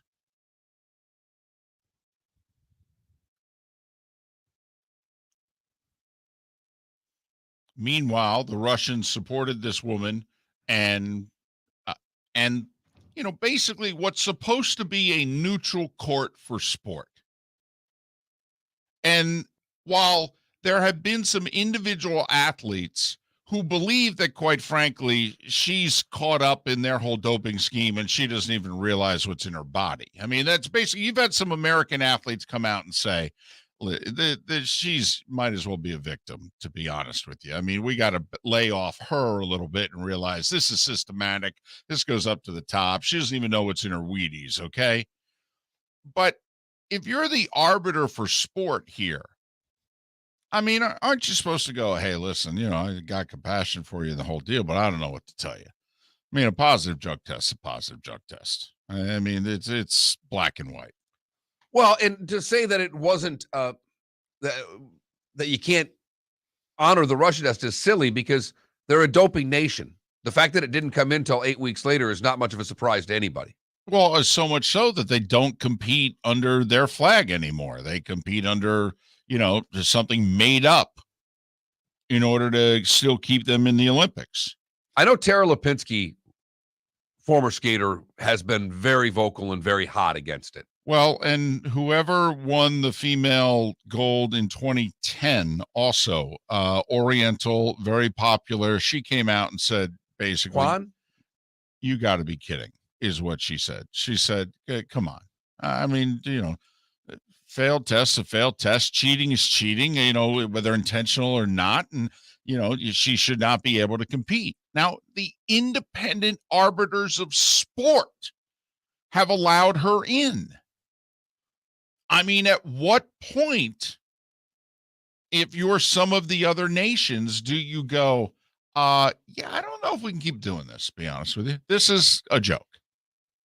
Because if you're going to allow that, well, hell, I mean, listen, what would now stop you if you were running an Olympic committee for a country and go, well, hell, they're getting away with it. I mean, hell, they can come out. I mean, they came out yesterday and said it was medication that her grandfather was taking. Oh, well, if it was her grandfather taking it, then I believe all of it. This is fine. Right. Now, come on. We've heard some excuses. Well, and others. I mean, we've heard a lot of excuses. I don't ever remember anybody bringing the grandparents into it. I think this is either brilliant or a new low. It's for sure a new low. I mean, come on. Grandma and grandpa? Seriously? Grandpa's doping his granddaughter to win a gold medal. That's what's happening now. Listen, Putin, you want to go invade the Ukraine, that's one thing. But you're blaming it on grandpa. Come on now. That's where we draw the line. You want to annex Crimea, we'll just look the other way. But you're blaming it on grandpa. Well, and taking grandpa's pills. Yeah. The only pills that grandpa you take are the painkillers, not any of the heart medication, for crying out loud. Come on, get your stuff straight. Yinzer in our Twitch chat room said, by the way, she just skated live. She's in first place. Of course she is. Yeah, she's really good. And she's cheating, or they're cheating, and she doesn't know any better. Just keep eating the Wheaties, honey. It's fine. It's fine. It's just brown sugar. And take this, and then That's take all this, it is. and take this. It's just brown sugar. No, these are all fine. Don't worry. No, they're good. No, we sent grandpa's medication back. Don't you worry. You're good. All the stuff we have here in China, it's been pre-approved. It's good. Miller and Moulton.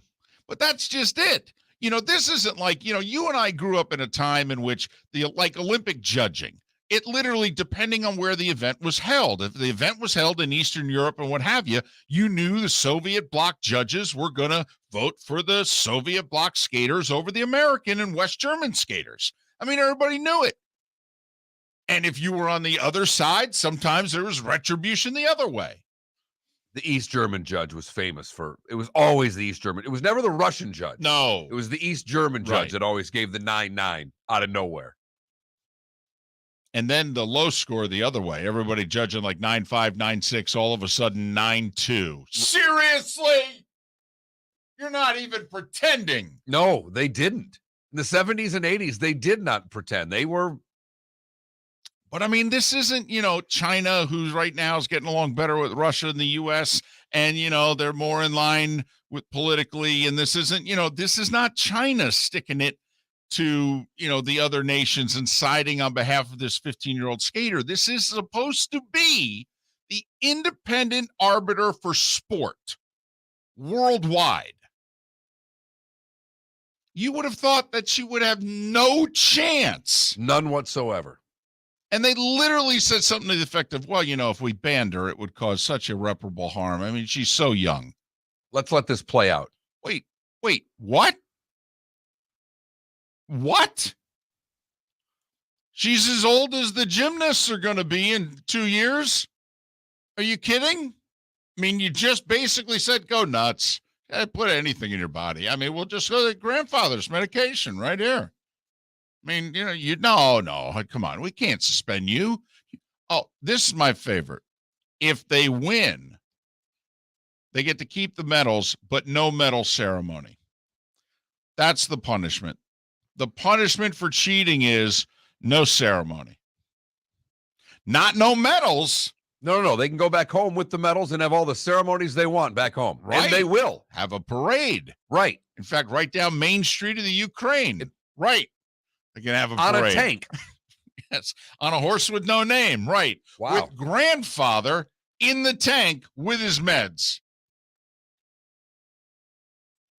Boy, we covered a lot of ground with that one. We sure did. Who knew America was coming on a horse with no name? Maybe they'd take the Ventura Highway. We'll have the good, the bad, and the ugly, and today was a day win, all still coming up. Miller and Moulton, thank you so much for listening right here. We worked annexing Crimea into that segment. That's a first. That I'm positive of. That's what you don't get anywhere else. Miller and Moulton, thanks for listening. Florida Sports Network. Hey, it's Mark Miller for the Training Grove by Orange Whip Golf, where golfers go to get better. Improve your golf game from home with Orange Whip Golf and Fitness online swing training program, The Training Grove. With a growing swing training video library and a daily program prescribed by golf fitness professionals, The Grove provides a clear path to unlock your most powerful swing, giving you control of your game like never before. Join thousands like me who have finally found a way to achieve results in half the time of traditional game improvement methods with The Grove's revolutionary blend of golf fitness, instruction, and award-winning Orange Whip products. Go to orangewhipgolf.com to get started for a free 14-day risk-free trial and use code Miller10 to get $20 off your first month. That's orangewhipgolf.com to get started for a free 14-day risk-free trial. Remember to use code Miller10. That will get you $20 off your first month. The Training Grove by Orange Whip Golf, where golfers go to get better. You are listening to Miller and Moulton on the Florida Sports Network.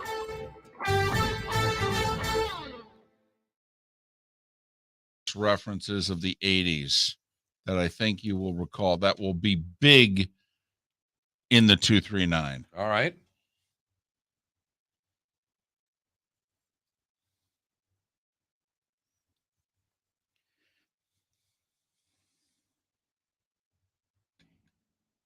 Twitch, I just received some massive karma for offending you guys. 2 minutes in, I just started bleeding like crazy from my nose. Can you believe this title? Valieva lawyers failed test due to relatives' meds. Are you fucking kidding me? And by the way, that doesn't matter anyhow. Yeah. That's the other thing.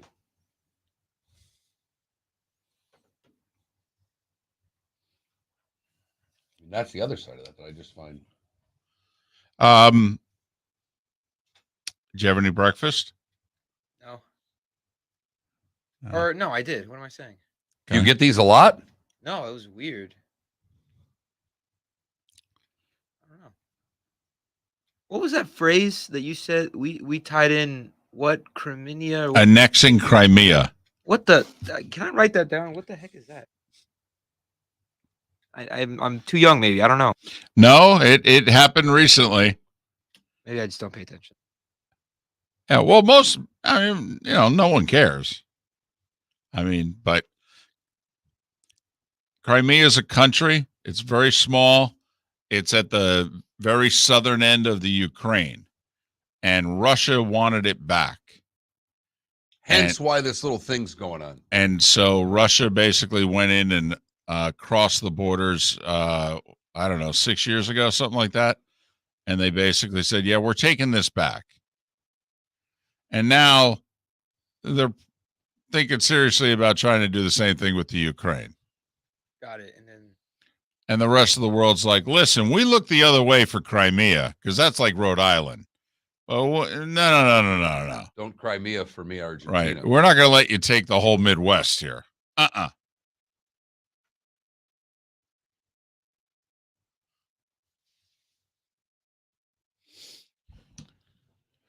It is funny. I was reading some Wall Street stuff, just seeing, what the markets are doing I just read a quick article. And it's like, well, market should be stable this week because it doesn't look like Russia's. Right. Well, like Jeff in Iowa said, so it was 8 years ago because it was after the 24 Winter Games. That's another thing. Putin's probably going to wait a week and do it right after the games are over. Wouldn't you?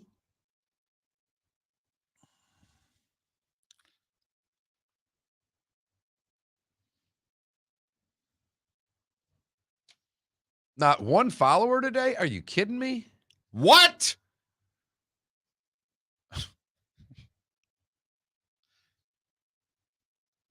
After I endorsed following, see, the impact of my individual endorsement right there.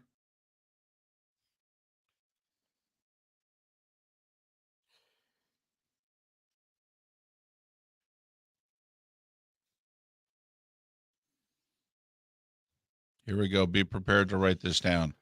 It could just be a vitamin thing, dehydrated thing, something like that, as to why that happened. I'm drinking water though. Yeah. Then maybe it's not a dehydrated thing. Could be a dry air thing. Yeah. The humidity went away when it gets cold like this. Your poor Florida blood was affected. Oh my gosh. It is insane how you go 2 hours east and it just rains way more in Miami. Yes, in the winter it does. Every day I was there this weekend. Yep. It's strange, isn't it? And I come back here and it's sunny. That's what we do. Beautiful. Hence, Sunshine State. Yeah, but he was in the Sunshine State. Yeah, that's true. Yeah, but Miami's not part of Florida. It's its own state. It's true. Well, there's no doubt about that. In fact, it's several states. It's its own. I mean, Florida's its own continent over there. The state of Miami. I'm curious, does Miami even claim Fort Lauderdale? Or No. do they go, No. Big no. We're coming back.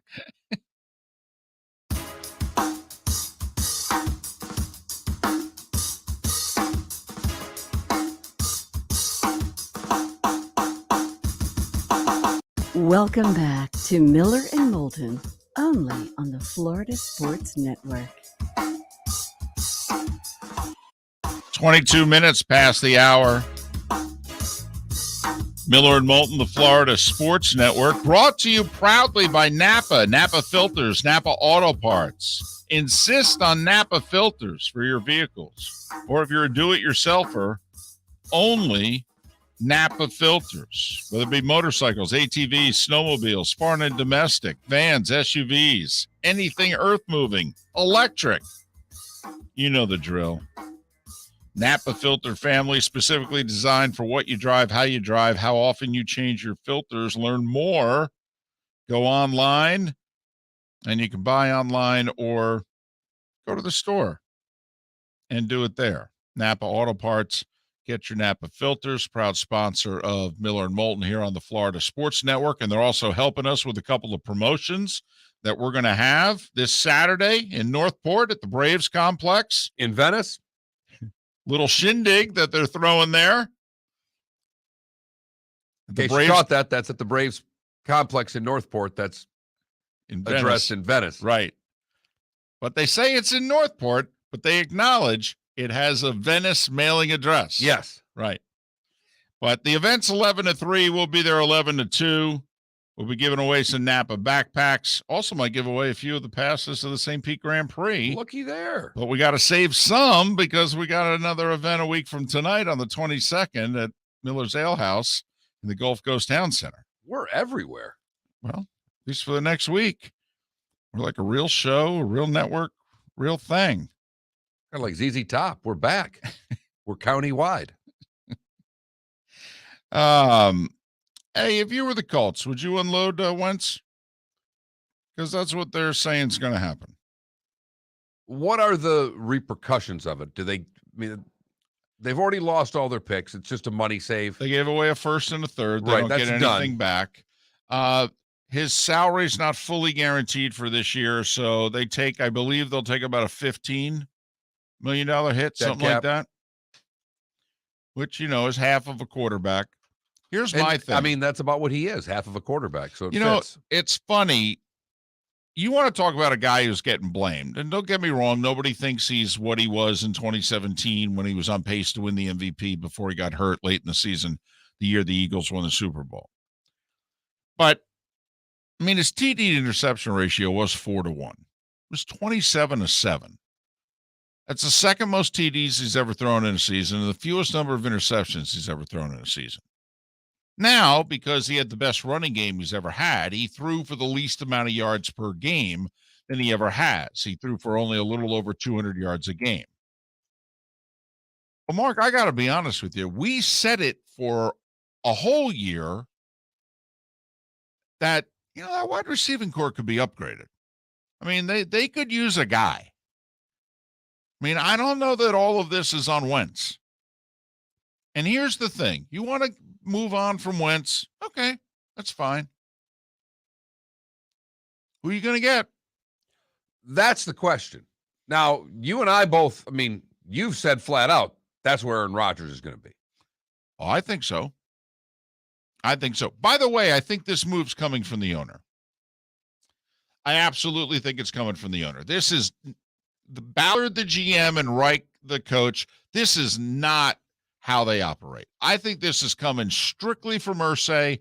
Irsay is seeing what some of the teams in the AFC have done, and he was embarrassed by the loss at Jacksonville to miss the playoffs, and he's like, this is it. We need some urgency, and we need to go get a stud.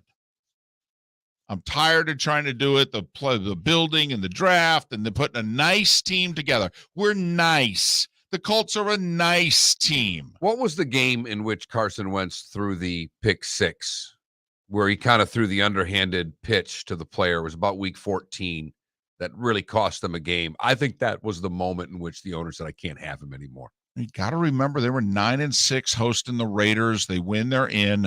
Then they're 9-7 going to Jacksonville. They win, they're in. Yeah, and the game's escaping me, but he threw that pass in the end zone. And I'm just telling you, David, sometimes there are moments, and I think that moment where he literally lost the game on a handful of throws back to back to back, when you're a rich owner, that might be the moment. If you're right that it's ownership, I think it's coming from Irsay. I think he's saying to Ballard, the GM, and to Reich, yeah, I know you guys cooked this up and the whole deal, and I was supportive of it a year ago. I don't know what to tell you. Things have changed. By the way, I own the team. It was against the Titans, Mark. yes, there you go. That game right there, because they still had a shot.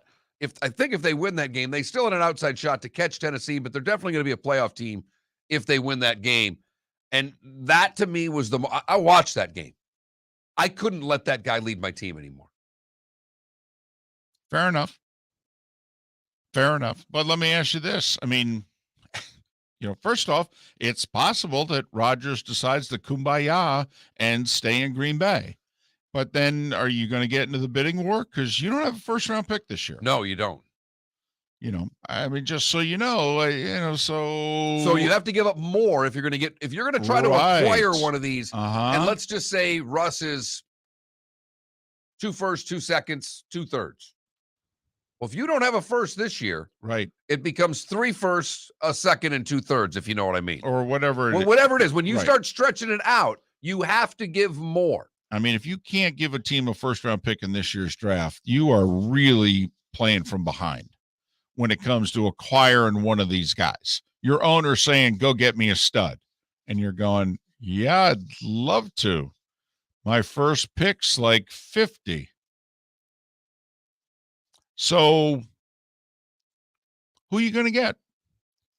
I mean, Jimmy G good enough for you? I mean, because that's, if you're not shopping in, the certain district, you're not shopping, you're going to get Deshaun. By the way, you are in the same division, right? So the Texans, who would love to unload them, and probably would be fine you not having a first-round pick this year because they ain't going to win this year. So, yeah, okay, fine. We'll take the first-round picks in the future 2-3 years, yeah. But would they do it in the division? You want to face him twice a year? Not a chance. No, there's probably only 3 teams I wouldn't trade him to. One of them wouldn't want him because Jacksonville has a quarterback. Right. The other 2, they wouldn't trade him to. Right. So mean, who are you going to get your hands on? There's only 3 guys that fit the bill. If the owner is what I believe, saying, go get me a dude. I'm tired of this. They haven't won. They've won 1 playoff game, I believe, since they went to the AFC Championship game in 2014. That's why I think the owner, Mark, is like, I'm tired of this. I'm tired of this approach. I can only buy so many toys after we lose to make myself feel better. And the Rams winning the Super Bowl, I don't think is helping the GM and the head coach's cause. Because he just saw what? A team go all in. I don't think Jimmy G handles the answers that Mr. Irsay wants. No. Don't think Mitchell Trubisky does. Don't think we can keep on. We all know who the guys are. Well, now I will say Mitchell Trubisky could be your stopgap. If they want rid of Wentz, that's someone you could go get. No. You're not listening to me. It's someone you could go get. Right. No. And I know what you're saying, that if Wentz is literally the guy in which the owner's like, I can't even see his face anymore. That's exactly what I'm talking about. Just get him out of the building. You can get me one that looks like him as long as he doesn't look exactly like him. Exactly. And by the way, Trubisky's a better looking guy. Dark hair, the whole deal. He doesn't look anything like him. So I'm not saying that's the guy, because if Jimmy G isn't, Mitchell certainly the hell isn't. But there are people you can get to fill the role if you have to just get him out of the building. Pretty funny little comment here in the Twitch chat room. Dead Streak here says, I'll give you $100,000 bonus to cut Wentz. The whole Ross Flores thing. I see what he did there. All right. That's funny. That's quality material right there. Miller and Moulton. A good, bad, and ugly. What's on tap? Today was the day when. Our final thoughts. All coming up. Thanks so much for listening. NCAA tournament gets underway 4 weeks tonight. That's where we are in the sports season, baby. 2 weeks away from March. Thanks for listening, Florida Sports Network. Hey, it's Mark Miller for the Training Grove by Orange Whip Golf, where golfers go to get better. Improve your golf game from home with Orange Whip Golf and Fitness online swing training program, The Training Grove. With a growing swing training video library and a daily program prescribed by golf fitness professionals, The Grove provides a clear path to unlock your most powerful swing, giving you control of your game like never before. Join thousands like me who have finally found a way to achieve results in half the time of traditional game improvement methods with The Grove's revolutionary blend of golf fitness, instruction, and award-winning Orange Whip products. Go to orangewhipgolf.com to get started for a free 14-day risk-free trial. And use code Miller10 to get $20 off your first month. That's orangewhipgolf.com to get started for a free 14-day risk-free trial. Remember to use code Miller10. That will get you $20 off your first month. The Training Grove by Orange Whip Golf, where golfers go to get better.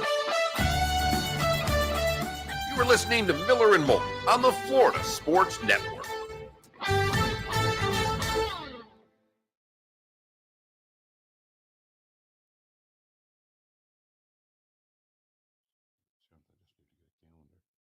It is the 10th and 11th.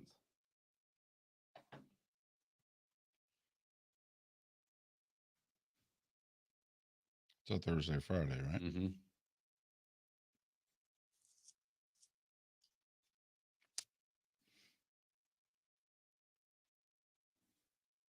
So what do you think, though? And I can clearly come in and do 6 to 8.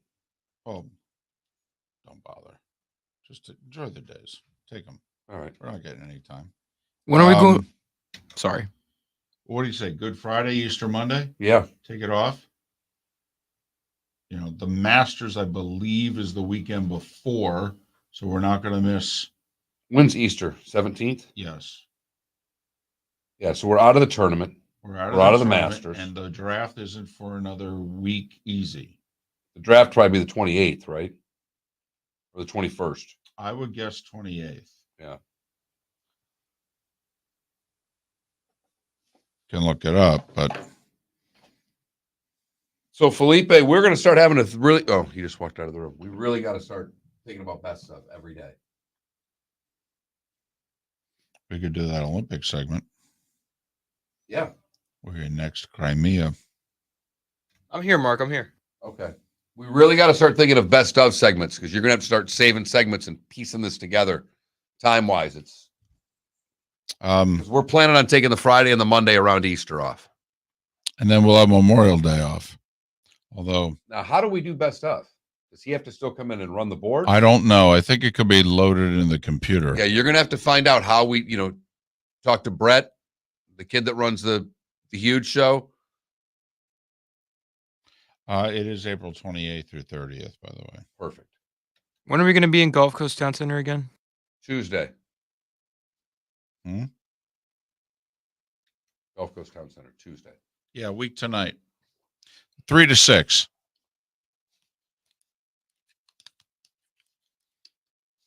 You don't have to be there, You never have to be at anything we're I at. know.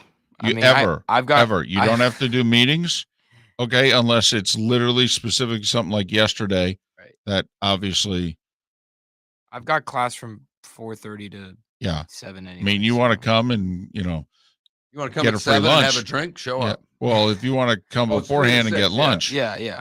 I mean, that's fine. But you don't ever have to do the stuff that we do. I'll make an appearance. Won't be there long, but I'll go.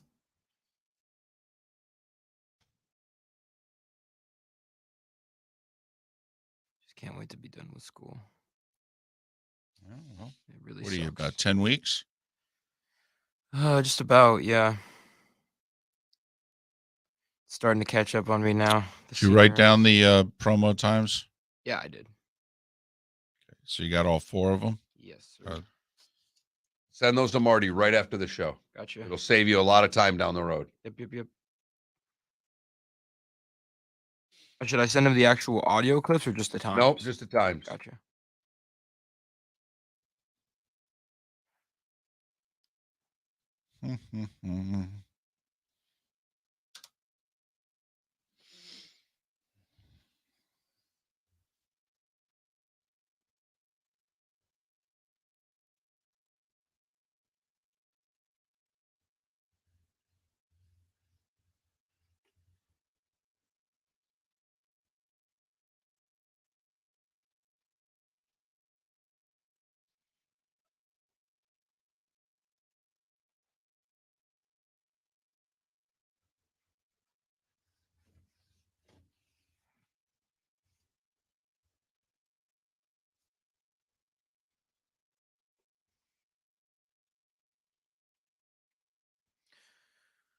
$30 seconds.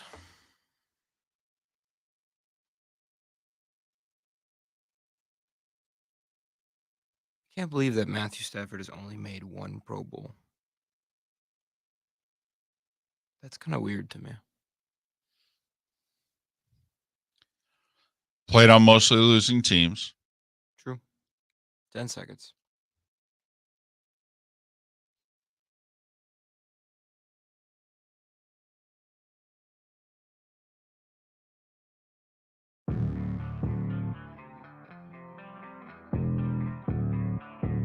Thanks for listening. And now, more of Miller and Moulton on the Florida Sports Network.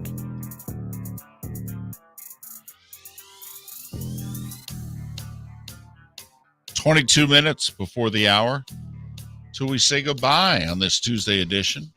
Miller and Moulton, the Florida Sports Network, the Florida Sports Network. Hope Valentine's Day worked out well for everyone. Hope you didn't screw it up. Just a little bit of effort. Have to cross that threshold, Mark, whatever that threshold is in your house, in your life, whatever it is, you have to cross it. Then you're okay. What do you do for your wife for Valentine's Day? She doesn't like Not flowers. a damn thing. Did you get some chocolate? Nothing. Didn't get her a thing. Nothing. Not a card. So there's no threshold. No. In your house. She literally has said, don't spend the money in any way, shape, or form. I even said, come on, let me get you a card. Let me be able to write something nice. Let me get you a thing of the Hershey's with, the kisses, almonds. the Hershey right? Kisses with the some little almonds. square bars there with the almond. Whoa. I mean, going all out dark chocolate too. Right. I mean, really, Yeah. maybe $4.59. Right. Something like that. Right. Nope. Nothing. Now I have to admit, right now she's spending money she's good at it right now. Well, I mean, she is. You do have a grandchild. Exactly. Right. They Mhm. win. Right. And, 5-hour drive, got to board the dog. I mean, we are spending money right now like we have it. So I actually, was appreciative of her going, hey. So buy a Napa filter, won't you? Help us out a little bit. Napa Auto Parts, Napa Filters, proud sponsor of Miller and Moulton on the Florida Sports Network. Leave it to the oldest guy in the show, and definitely the oldest soul, to live in the past. Here's David Moulton with Today Was the Day When. All right, this may be the furthest back I've ever gone. It's a fan favorite of mine. 399 BC. That's an appropriate comment. Here's why. I don't know about you. Maybe the best class I took in college. The two best classes I took were high school coaching and film genres. Sailing for me. Sailing. I mean, those were the two quote unquote best classes, but the best, like real class, learned something at was philosophy. And the Jesuits are good at it. They're really good at teaching. Yes, they are. And I did a semester with Professor Rafalski, not a Jesuit, but he, Socrates. Socrates. Right. Socrates was sentenced to death on this day in 399 BC. Here's why. Because in Athens, they said he was, quote, corrupting the minds of the youth. Could you imagine if that was the threshold today? What they'd have done to the Beatles? Well, with all the anger that there is out there at everybody, and the threshold was you just have to accuse them of corrupting the minds of the youth, and you get sentenced to death? Those minds are corrupt enough as it is. I mean, that's old school, right? I mean, he's a philosopher, for goodn's sakes. All right, 1903, first ever teddy bear in the U.S. This day in 1903. He wasn't even president yet. I was unaware of this. On this day in 1933, President-elect Franklin Delano Roosevelt survived an assassination attempt. However, the mayor of Chicago was hit and would later die in late March, right around the time that FDR was being inaugurated. On this day mark in 1936, the introduction of the Volkswagen Beetle. I always liked the Beetle, the old school Beetle. I did too. Always wanted one. Me too. Never had one. Loved the fact that the trunk was in the front. That's where the clubs would go. Yeah. I mean, it not only that, it was, odd shaped. Right. I loved it. The frunk. Look at you. On this day in 1950, Cinderella premiered. Heard it did pretty well. The giant slalom mark was introduced to the Winter Olympics and on this day in 1952 in the Oslo Games. So the giant slalom is 70 years old. Happy birthday. Giant slalom. So on this day in 1964, the album Meet the Beatles goes #1. It stayed there for 11 weeks. The Canadian flag, the red maple leaf, didn't become the official flag of Canada until this day in 65. Huh. Well, they weren't even independent yet in 65, were they? Just saying, I figured it was a little longer. That's all. They were still a colony. I mean, the Toronto Maple Leafs have been playing for a lot longer than that. All they did was change the damn color. It was on this day in 1972 that a dynasty was born. No one knew it at the time. The New York Islanders hired Bill Torrey as their general manager. That worked out pretty well, David. Right? Just give it a few years and some players are going to start showing up on the island. All right, on this day in 76, David Pearson, Richard Petty, they wreck in the final turn of the Daytona 500. Both cars stall. Pearson's able to get his car to fire and get across the finish line. Now, come on, there's part of this that's great because that means there was no one near him to finish. That means they were up at least a lap or two at this point. 76 Daytona 500. Big day in 78, Mark. First off, Ted Bundy was recaptured. People forget he escaped. We had him. He got away. They captured him in Pensacola. But also, Mark, it was the Monday when Leon Spinks beat Muhammad Ali in a 15-round decision for the heavyweight title. On NBC, ABC, CBS. I knew it followed MASH. It was on a network. I remember watching it with my Aunt Renee's boyfriend. MASH from 9 to 9:30, and then we went to the fight. Yep. That's how big boxing was, by the way. It followed MASH. Yeah, MASH was a monster, okay? 1980, Eric Heiden wins the first of his 5 gold medals, winning the 500-meter skate. I mean, think about it. All this speed skating. You got the sprints, and then you got the distances. And for those of you that weren't familiar, Eric Heiden won every single one. Think about it in track and field. Win the 400, the 800, the 1600, the whole deal. Right. And then go win the 100-meter. Mm-hmm. Gretzky today in 1980 also had 7 assists in a game. 1981, Richard Petty wins his 7th Daytona 500. 1987, big day in sports, Mark. Bill Elliott wins the Daytona 500. He led over 100 of the 200 laps. And I'm guessing you'll remember this. It was the Andy Williams San Diego Open.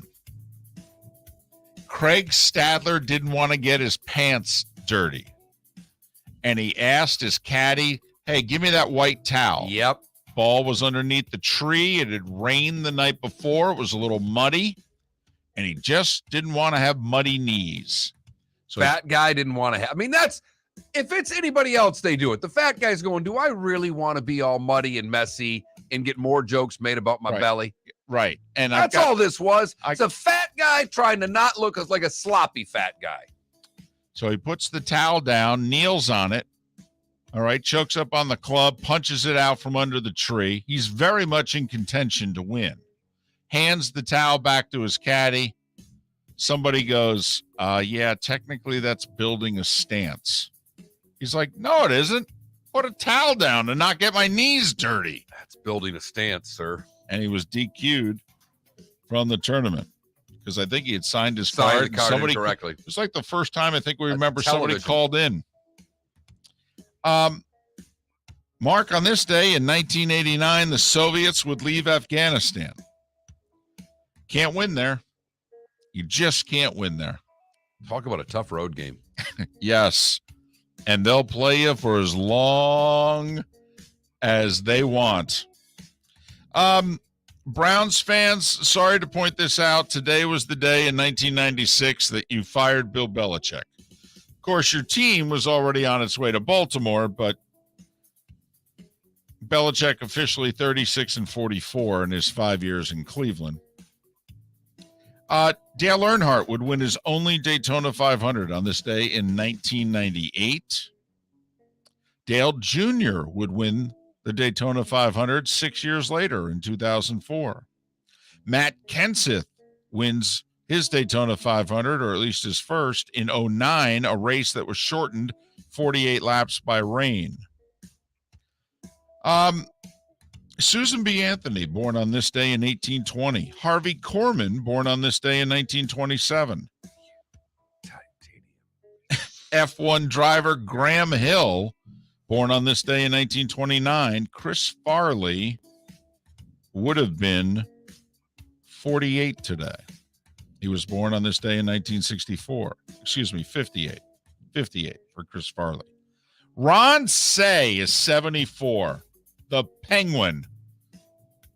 Burgess Meredith was first, but Ron Say was second. That great Dodgers infield, the third baseman. Kenny Anderson, who is getting some strong push for the Pro Football Hall of Fame. Longtime Bengals quarterback is 73. Tony Tubbs, former heavyweight champion of the world, Mark, is 64 today. Darrell Green, he's 62. You think he could cover somebody in the slot? For a series. Eli Apple or Darrell Green against Cooper Kupp on Sunday at the 1. Mark Price, 48 years old today. Pretty good jump shot. Edgar Bennett, who was born in Jacksonville, is 53 today. Jaromir Jagr is 50. And he's still playing pro hockey. Jaromir Jagr is 50. And Megan Thee Stallion, Felipe, the rapper, is 27 today. Yada, yada, yada, yada. And that, today was the day. A couple of quick errors and omissions here. Ben & Jerry's Cherry Garcia, introduced today in 1987. And 53 years ago, Rolling Stones magazine, the cover said groupies and other girls, introducing the term groupies to the American. Ooh, that's a nice contribution right there. Yeah, there you go. Okay. Cherry Garcia, my favorite flavor, by the way. You've heard folks elsewhere mock Florida is gonna Florida. Well, Mark Miller sees it differently. He calls it the good, the bad, and the ugly. What you got, Mark? That Jimmy Fallon flavor, the Tonight Dough or whatever. Yeah. That's pretty damn good. Good one, yeah. For the good, we go to the fungus. According to NBC2, magic mushrooms could be the future of medicine and treatment for Alzheimer's, depression, addiction, and PTSD. It's enough news for me. I'm going to be happy by tomorrow. No more depression in my life. For the bad, we go to Arizona, where Christopher Thomas stole a dinosaur claw valued at $25,000 from a vendor at a gem show. Is that a dinosaur bone in your pocket, or are you just happy to see me? How do you lift a dinosaur bone? Like, is that like a canoe, David? Do you just pick it up and walk right out? Let me tell you, if you do, no one will stop you. They stopped him. And finally, the ugly. We go across the pond, where a couple were flying from Manchester to Copenhagen, Denmark. And due to long lines at the Manchester airport, they were sprinting, as they say, past the shampoo police. David, did you catch that? Past the shampoo police. I got it. Uh-huh. Sprinted to their departure gate, where the Ryanair staff checked their passports and boarding passes, ushered them down the stairs, got them on the flight for the waiting plane, and then they landed in Paris. Did I say they were supposed to be going to Copenhagen? Yes. They're blaming the airline. They want an apology. The airline says they're to blame for getting on the wrong flight. And that is the good, the bad, and the ugly on today, February the 15th, 2022. College hoops tonight. I think 9 games involving ranked teams, 2 of them in which they're both ranked. Big East Showdown, 8 o'clock on CBS Sports Network. Providence hosting Villanova, top 10 matchup there. And in Knoxville, Mark, 9 o'clock on the 4-letter network, Tennessee hosts Kentucky. A lot of other ranked teams in action. Ohio State hosts Minnesota. Wyoming, the 22-ranked Cowboys, are on the road at New Mexico. Arkansas at Missouri. Wisconsin at Indiana. And Texas at Oklahoma, while Duke is hosting Wake Forest. 7 games in the NBA. Heat are hosting Luka and the Mavs. Miami's only -3.5. Don't you have to lay the points? I mean, they are the best team in the East, after all. They're home. They've been home a lot lately. We've won 4 straight. They have won 4 straight. Right. My bad. No, They I have caught won that. 4 straight. I caught that. NHL tonight. Wow. I mean, 9 games in the NHL. Lightning are in New Jersey. They're -300 against the Devils. Yes, they should be -300 against the Devils, Damn. because the Devils are awful. Bruins and Rangers at it. Pens and Flyers. Does Sydney finally get number 500? Penguins are -340. This is the Rangers' first game during this whole Olympic break. I think I might want to play Boston now. They've played a few games. Rangers coming off a long wait. And Olympics tonight. Tomorrow night is when the U.S. and Canada play for the women's gold medal in hockey. I believe it's 11 o'clock Wednesday night. Don't think it's 11 o'clock tonight. I think it's 11 o'clock No, because Wednesday. you're right. So It's Thursday there. there you have it. Nice little show. Seth Everett tomorrow. We may even have a Pat Kerwin sighting as he gets back to town. Yeah, I think it's going to be Thursday or Friday. All right. Okay, I think with his crazy schedule. But don't worry, we'll talk football. Miller and Moulton. Thanks for listening. Have a good day. Florida Sports Network. Bring your big mouth to John Smith Subs and indulge in their overstuffed subs with the freshest quality ingredients. Enjoy our famous steak bomb with perfectly grilled marinated sirloin steak topped with provolone cheese, grilled onions, peppers, mushrooms, crispy bacon, juicy tomatoes, and creamy mayo. Boom! Made-to-order crispy fries can be paired with the Gator, the Cuban, the Chicken Bomb, or the Italian. Love local. Eat delicious with John Smith Subs. Find a John Smith Subs location near you today. The Firestone Grand Prix of St. Petersburg, presented by RP Funding, roars through the streets of beautiful downtown St. Petersburg, February 25th to the 27th.